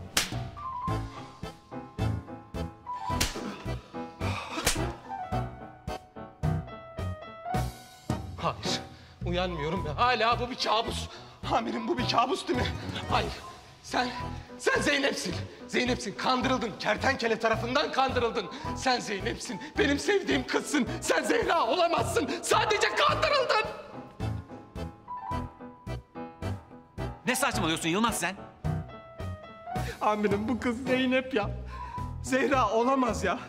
Bu alçak kertenkele bu kızı ağına düşürüp kandırdı. Ve o şu anda kendini Zehra sanıyor. Kendine gel Zeynep. Kendine gel. Hayallerimi yıkamazsın. Hayır. Hayır amirim. Hayır amirim. Hayır böyle bir son olamaz ya. Hayır böyle olmamalı. Zeynep. Murat, evladım bugüne kadar niye söylemedin ay yıldızlı adam olduğunu? Ha? Niçin gizledin benden? Ya amirim ne ay yıldızlı adamı ya. Kertenkele bu ya. Bu kertenkele. Bu da Zeynep. Zehra değil Zeynep. Ama bu kertenkele. Ben eminim en azından kertenkele amirim ya. Bak Yılmaz, eğer bir daha konuşursan seni içeri atarım ona göre. Bundan sonra benden hiçbir şey gizlemeni istemiyorum. Anlaştık mı? Peki amirim. Bundan sonra Akıncı ile birlikte çok iyi bir ikili olacağınıza inanıyorum. İnşallah amirim. Yılmaz, gel ve şu Murat komiserin kelepçelerini çöz. Ya yok anahtar bende. Anahtarı bilmiyorum. Nereye koydum ben ya? Çöz lan çabuk. Ya Rabbim, bu bir kabus ya. Hiçbir şey gerçek gibi durmuyor çünkü. Şu an her şey çok... Allah. Amirim bu adam kertenkele. Bakın şu yaptığımız çok anormal ya. Bu adamın peşindeydik biz. Bu adam dünya kadar suç işlemedi mi ya? Ben mi yanılıyorum ya? Kertenkele diye birisi yok Yılmaz. Kertenkele 2 yıl önce öldü. Zehra Şanlı'nın da maskeli kız olduğuna dair iddialar gerçek dışı. Zehra Şanlı serbesttir. Ve bu dosya kapanmıştır çocuklar. Ya amirim bu var ya haksızlık ya. Ya hiç kimse beni sevmiyor. Ne sevgilim var, ne sevenim var, ne hediye verenim var. Hep Murat, hep Murat. Buyurun ya. Ben oynamıyorum amirim. Yılmaz. Hayır. Tek laf, tek söz duymak istemiyorum amirim. Sevilmediğim yerde durmam. Yılmaz. Sus artık.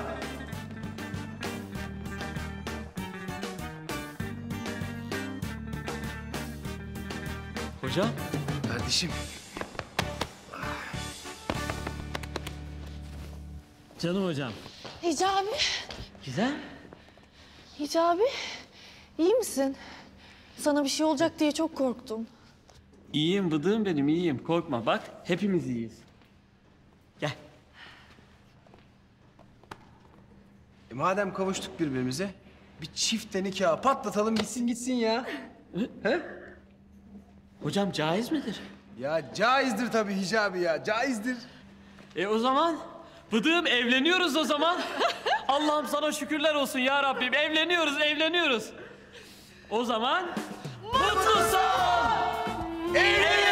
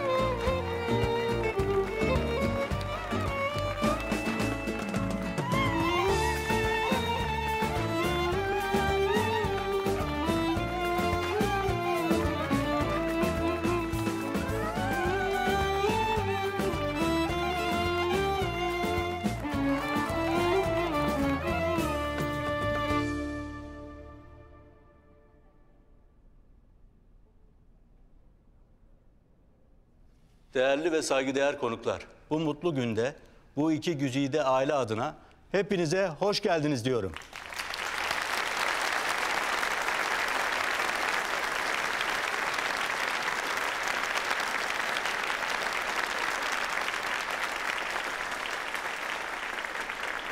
Evet, artık nikah akdine başlayabiliriz.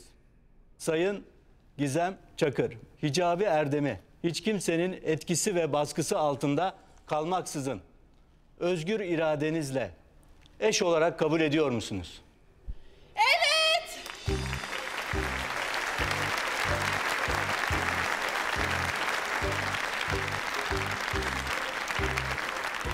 Siz Hicabi Erdem, Gizem Çakır'ı hiç kimsenin etkisi ve baskısı altında olmaksızın eş olarak kabul ediyor musunuz?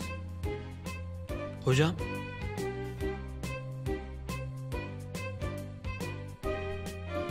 Ben bu sorunun cevabını biliyorum.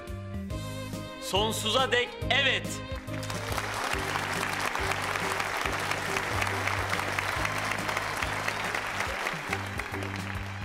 Siz Zehra Şanlı, Murat Demirkan'ı hiç kimsenin etkisi ve baskısı altında olmaksızın eş olarak kabul ediyor musunuz? Evet.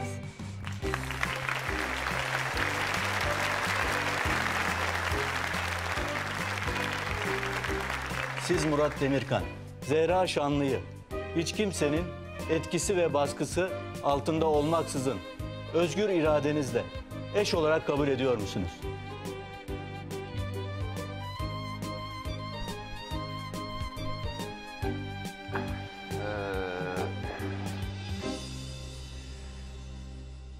şahidiyla Uşak. Ya ne duruyorsun evet desene.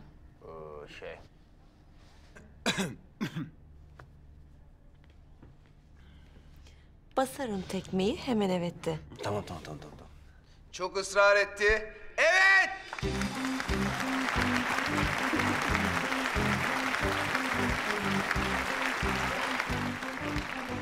Değerli şahitlerimiz, siz de bu mutlu güne şahitlik eder misiniz? Evet. Ediyoruz. Ediyoruz. İmzalarınızı alalım.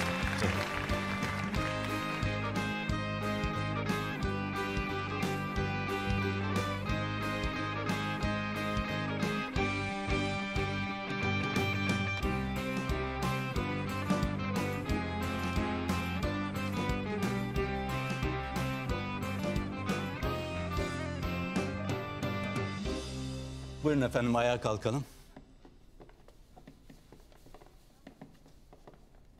Ben de sizleri Türk Medeni Kanunu'nun bana verdiği yetkiye dayanarak karı koca ilan ediyorum. Bir ömür boyu mutluluklar diliyorum. Hayırlı uğurlu olsun.